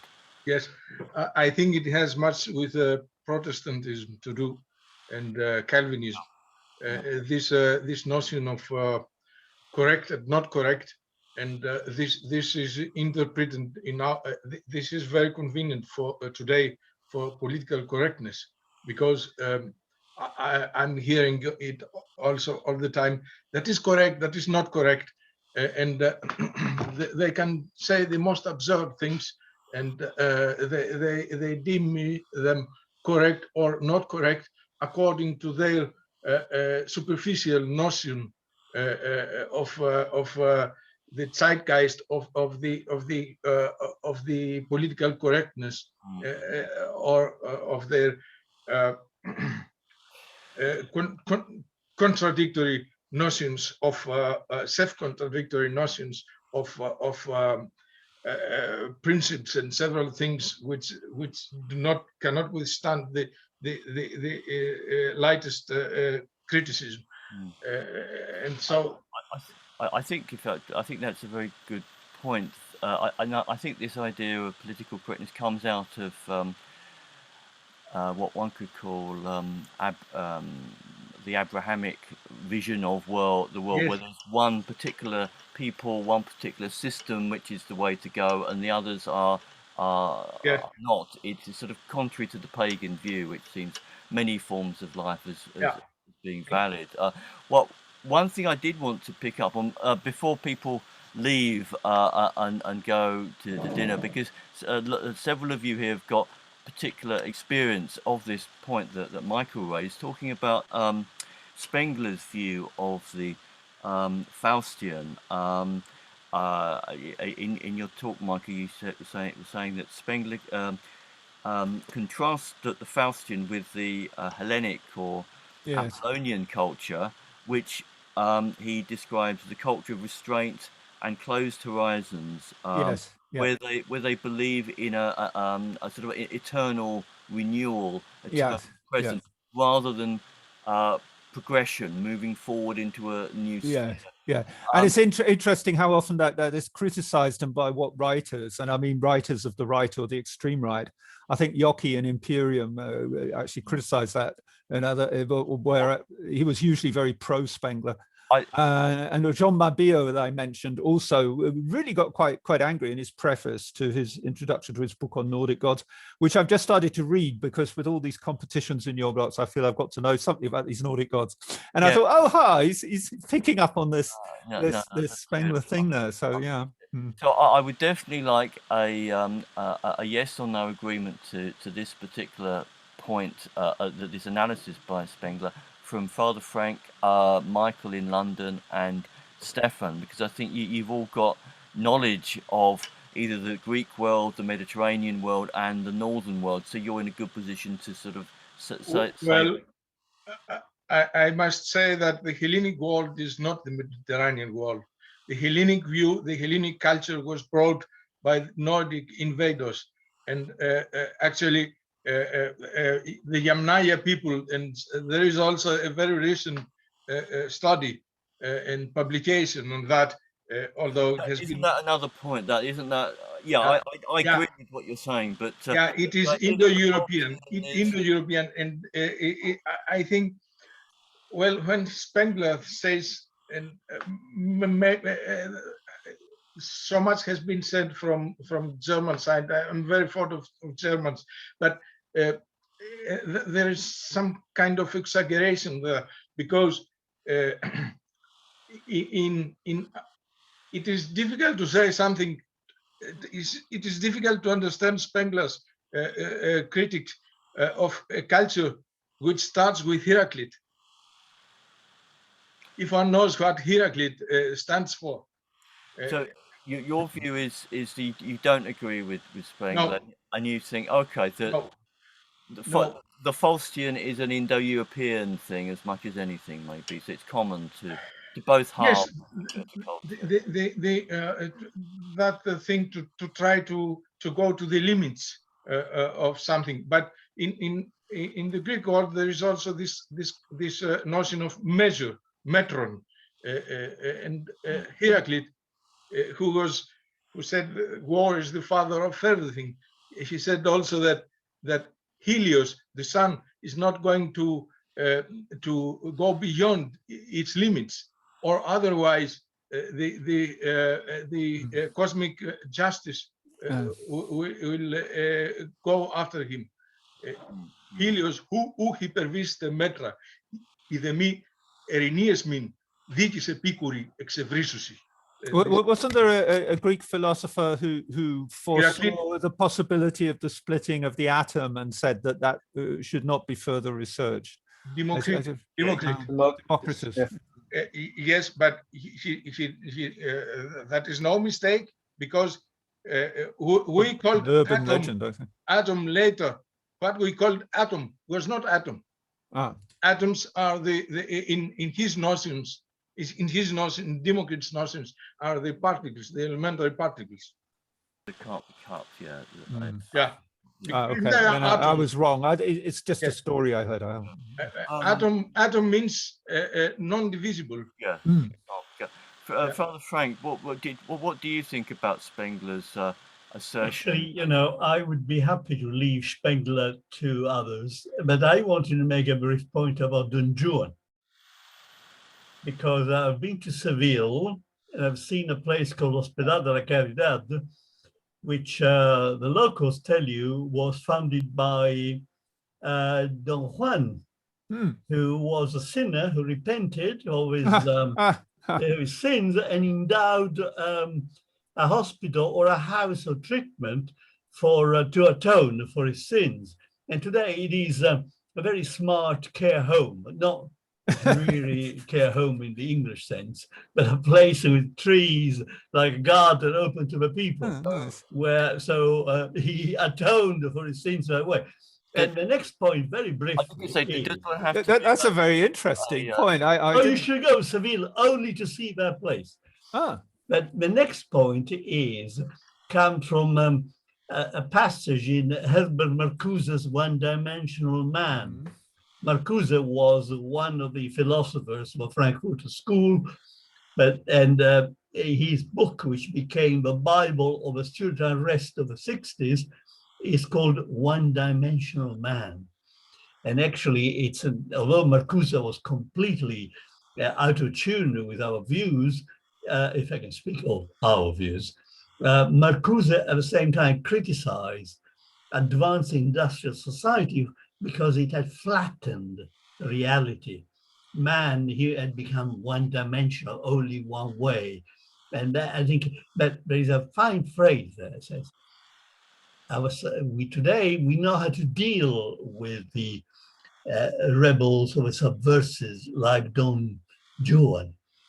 We just cure them, we treat them with psychotherapy and various psychological techniques. And that's part of a flattening of a dimension of a wider dimension. Oh, that's so interesting. I don't remember that. I remember reading One-Dimensional Man many years ago. I don't remember the reference to Don Juan. That's revealing. What is more one-dimensional than Marxism and even more neo-Marxism? I don't understand. I think he went against it. He dropped Marxism and wanted everybody to go back to primitive nature, natural living, like the tribes in the Amazon, you know. He got fed up with Marxism towards the end of that. Mm-hmm. Okay. Not a lot of people mention that because they focus on his Marxism, you know. Yes. He got fed up with it. I mean, everybody does, don't they? Because it's very one-dimensional. So, you know, as I said, you know, you can't really. Anyway. I'm glad that's amused, tickled your fancy. Michael, you've had a lot of, obviously, contact with Mediterranean culture, paganism in its historic sense, and other cultures. What do you think of what Spengler says, whereby he seems to say that the Faustian is essentially something Northern European? You're asking me? Yes. I don't see it particularly as exclusively Northern European. I see a divide, but that has spread through. I mean, it's almost it's more ubiquitous, at least throughout the Eurasian West. I mean, you had a split between Vedism and Zoroastrianism. Zoroaster inverted the whole process, and he exalted certain things that were not exalted by the Vedic peoples. Eventually, Vedism became more similar when it became Hinduism. But you have from the Greeks alone, you have the Orphics on one side. Maybe although Plato rejected the Orphics, he was very much similar. And there's this whole exaltation of truth, as opposed to the sophists and even Aristotle, who could claim that happiness is the end-all goal that we're all after, that happiness doesn't lead to anything further. Happiness is the goal. So you have this kind of dichotomy throughout most of our culture between, I think probably one of the people who really expressed it the best, for me at least, was Robert Pirsig in Zen, what is it? Zen. Art and motorcycle maintenance. Yes, thank you. And so you have this sophist exaltation of value and consideration of value, and then you have this other position which is always exalting truth, and it's always truth with a capital T, and that feeds into Christianity, maybe the Abrahamic religions to a wider extent, but we really get it through Christianity, at least in the West, and it's very Orphic. It's very denying the understanding of the body, of the pleasures of the body, and it's trying to exalt a transcendental, almost a I can't think of the word I want right now, but it's an ascetic approach to not to follow the flesh, but to exalt something that is otherworldly, transworldly, and we have it throughout our whole culture. It's always been there. It's never resolved. And one has to either make a choice or somehow find a compromise between the two, but I'm not really sure what that compromise would be. Indeed. Yeah, and maybe it's in the energy of that sort of dynamic opposition that sustains a certain vitality, and that's quite important. But presumably this isn't a purely Northern European thing, because surely the Chinese at present do represent something Faustian. Michael, in Cologne? Well, yeah, but is there a Faustian conflict in China, or has there ever been? I wouldn't. Yeah, I don't know. I'm not aware of it. I'm not in any way knowledgeable. I don't know anything about Chinese literature or anything like that. But I would have thought that had such a conflict existed, one would have been made aware of it in the way that one's made aware of the code of honor in Japanese society, or Chinese wisdom and religion, Chinese medicine, and so on. And I know nothing of this notion of sinfulness of pleasure, with the notion that pleasure responds by saying this is freedom, and to preaching about the sinfulness of pleasure is being dictatorial. I don't see that conflict existing at all, to my knowledge, in China. The Chinese exalt, where we exalt freedom in the West, the Chinese exalt harmony. And I don't know how that translates exactly into the Faustian paradigm, but either you harmonize with the state, with the culture, and if you don't, then then that's wrong behavior. And so they do set up a kind of dichotomy, but maybe they express it differently. But I'm not sure how different it really is. But I think if it has to be a temptation, then the dichotomy would have to be shown, in my view, if it's Faustian, in that there was an accepted or a force or a power in Chinese society that was on the other side of the fence, so to speak, and wasn't just a few wrongdoers, or even many wrongdoers, or individuals who are sent to re-education camps or whatever it is. There would have to be, in the tradition of China itself, an alternative, a conflicting force. Otherwise, I don't think that one could speak of a Faustian culture or anything like that. I can add something here, because it is the Chinese temptation is the technological singularity. This is about, we are coming to a point that when technology gets smarter than the man, and then you have, as most of you, pointed out this, personal freedom, and the Faustian option for the Western man will be how to make sure that there is a choice.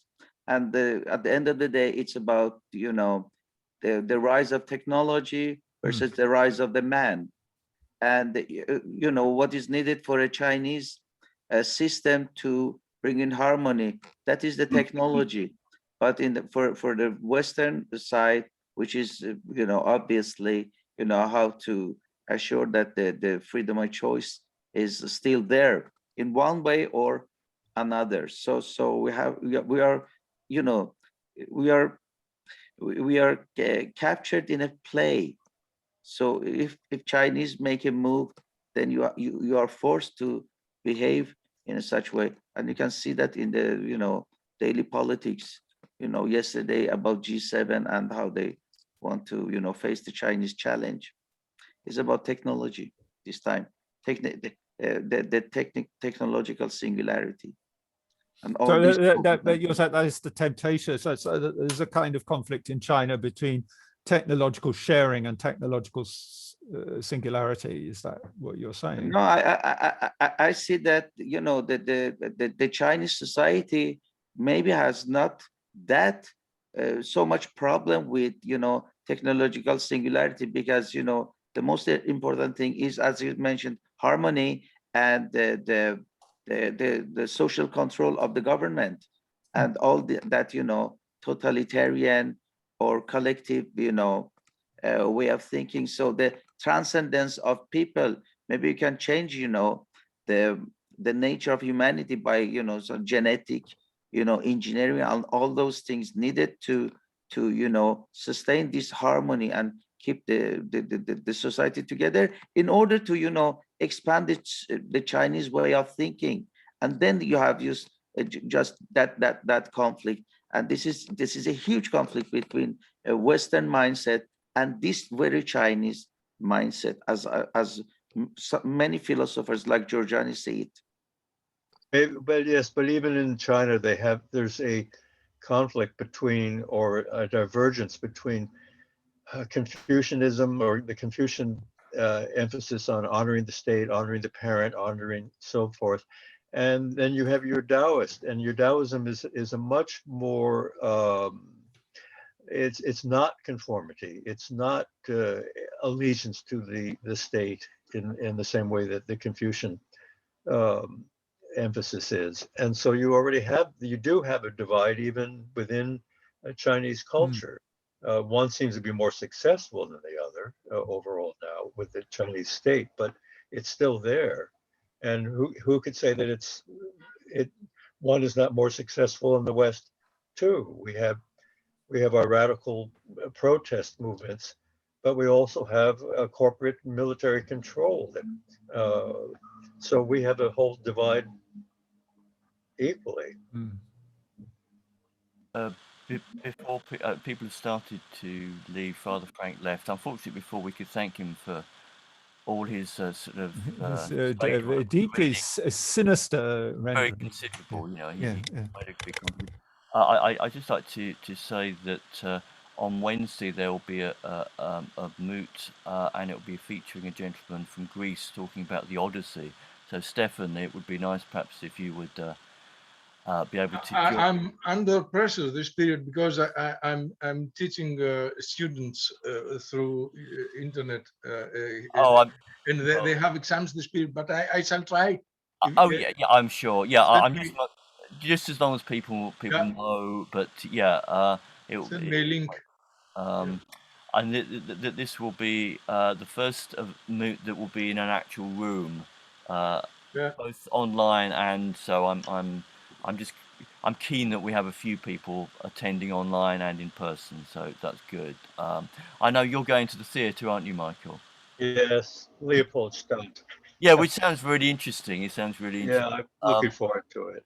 Yanis, the speaker, has said that I may show the recording to individuals, so I can let you have. Yes, I would really like to hear it. But he doesn't want it uploaded publicly because he essentially. Yeah, no, I understand that. So, that's good. So that's on. That'll be Wednesday at 7 o'clock. So if Mehran, you or Edith are free, it would be nice to see one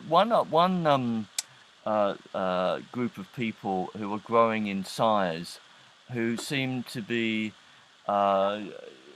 representatives of those who have totally resisted what one could call the Faustian temptation, are the various groups of people that are generally known as the Amish in America, that have deliberately rejected using things like chainsaws, most of them in cars, keeping a certain level of technology because they think that is a way that is good for them to live, and it will give them some degree of closeness to the divine, degree of humility, and they seem to be thriving, really.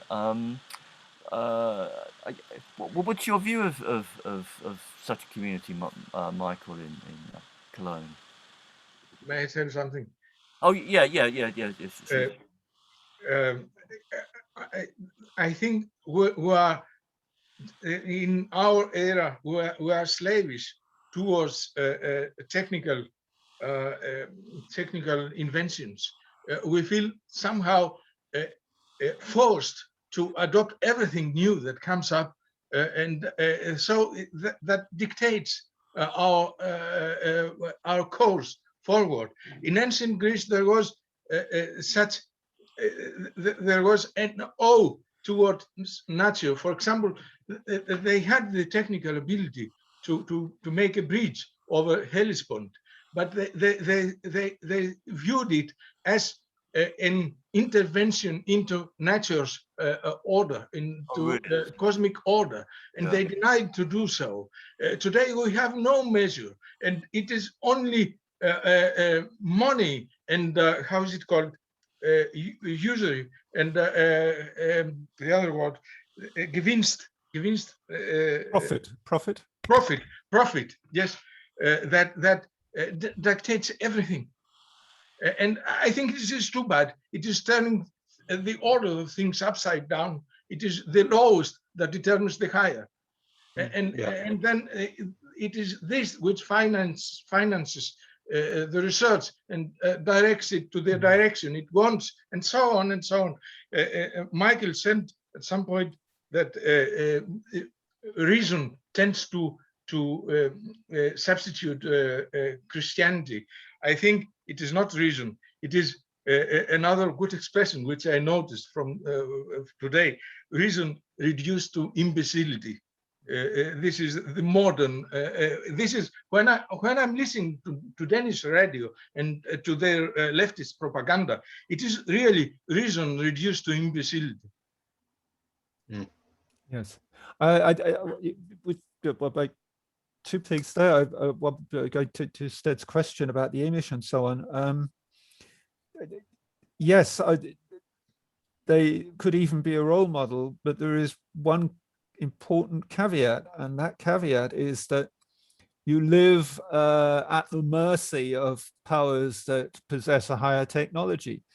If you believe in God, and you're protected by God from the temptation of the devil, but if any power decided to walk over the Amish, there's absolutely nothing that the Amish could do. They are tolerated.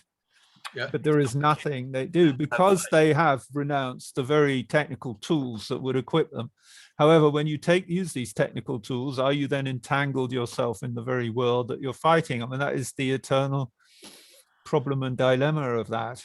And yes, I want to say that I absolutely agree with that point about the domination of money. And you can see that very clearly espoused in the novels of Ayn Rand, who was who took that to its extreme point, and in very readable novels, took it to its logical conclusion. And actually at the end of, I think it's, yes, at the end of Atlas Shrugged, which is one of her best known novels, the hero, who is pure reason, makes the sign of the dollar instead of the sign of the cross over the over a landscape in which all nature is simply there in order to be denounced or to be exploited. But there is a kind of a contradiction. I remember at the beginning of The Fountainhead, in which sort of a hero Nietzschean Superman seeks solitude, and he finds this lake, and he swims in the lake, and in his imagination he's carving up the stone around the lake in a huge building project because he's an architect. And I immediately think, well, if he realizes his plans and everybody does that, he won't have any solitary lake to retreat to anymore. And that contradiction lies at the heart of a lot of these notions of progress, where they always think there's going to be some more forest to exploit more, but there isn't. And that's what people are coming to realize. There's got to be a point where it doesn't continue anymore. But those are two different points. Anyway. And in that sense, the natural pleasures then become financially very, very valuable. So what do you mean? Well, the fact of being able to go for a swim in a pollution-free lake somewhere, and to move in a landscape that doesn't have too many people, that becomes financially valuable and something worth contending for. Yes, but if you pursue the logic that Howard Roark does in The Fountainhead, then although you seek that, it won't exist anymore. That's what struck me, at least, with Rena. But that would have been a question I would have put to her if I'd ever met her. I think what I'm suggesting is that one could actually just still pursue profit, but what actually is financially valuable could change depending upon the circumstances, and therefore that could also be a motive for cleaning up the oceans. Various I see. Anyway, that is a whole other issue. But what yeah, it'd be interesting to have some contact with people from the Amish community. Would it? Yes, to Well, they wouldn't be very good Amish if they appeared on your webinar. That would be wouldn't be able to take them seriously if they did that. I don't know what. It's quite conceivable that they would not expect everyone to live like that, but think that they've got a function to play. That they themselves should live out this life, and they have a beneficial effect in the same way that monks, don't necessarily expect everyone to be a monk, but they think they have a benefit to cast sort of a balance, really, the rest of society. But I think we've all been here for quite some time, and I don't want to keep anyone from his or her. May I just add one thing? I mean, there were two key words in previous streams, and this stream as well. It was women, and it's about the female power, which is so underestimated and branded as witchcraft in many notions. One thing is very interesting. I mean, we are living with all those the masculine way of thinking and defining the world. These German gods, Schrödinger and all those thinking how I mean their philosophy is dictating and rule our mindset. And another thing is the wine, which is symbolizing some kind of transcendence. So you have to shift your mindset in order to see the world in another way. And then you have your Giovanni, Don Giovanni, because he's not there for the pleasure. I don't think so. The point must be that he's after this very knowledge, the new frontier, through women and the wine to the new world. So wine and women are also means for this kind of masculinity to transcendent. Otherwise, it would be pointless, because in today's world, who are stopping you to enjoy all drugs and sex and porns and all those things? No problem at all. But in his case, he has a mission. This is some kind of alchemy in his work. Okay, that would be enough for me. Any comments? That would be nice.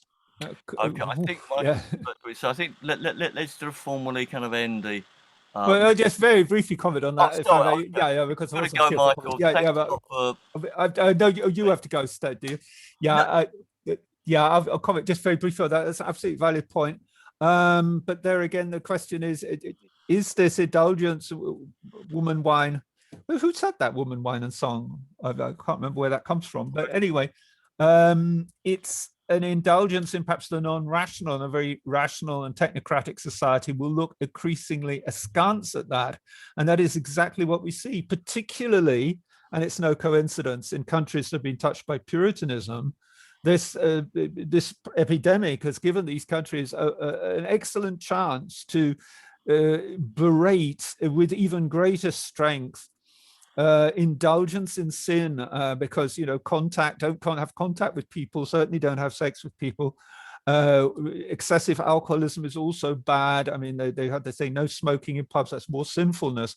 So this has all come together because it's another consciousness, but it's not the consciousness of technology, that's for sure. If you want to be very technical and organize yourself technically, you shouldn't be drunk.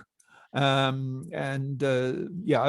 would just be the point about that I would sort of throw in. Yeah.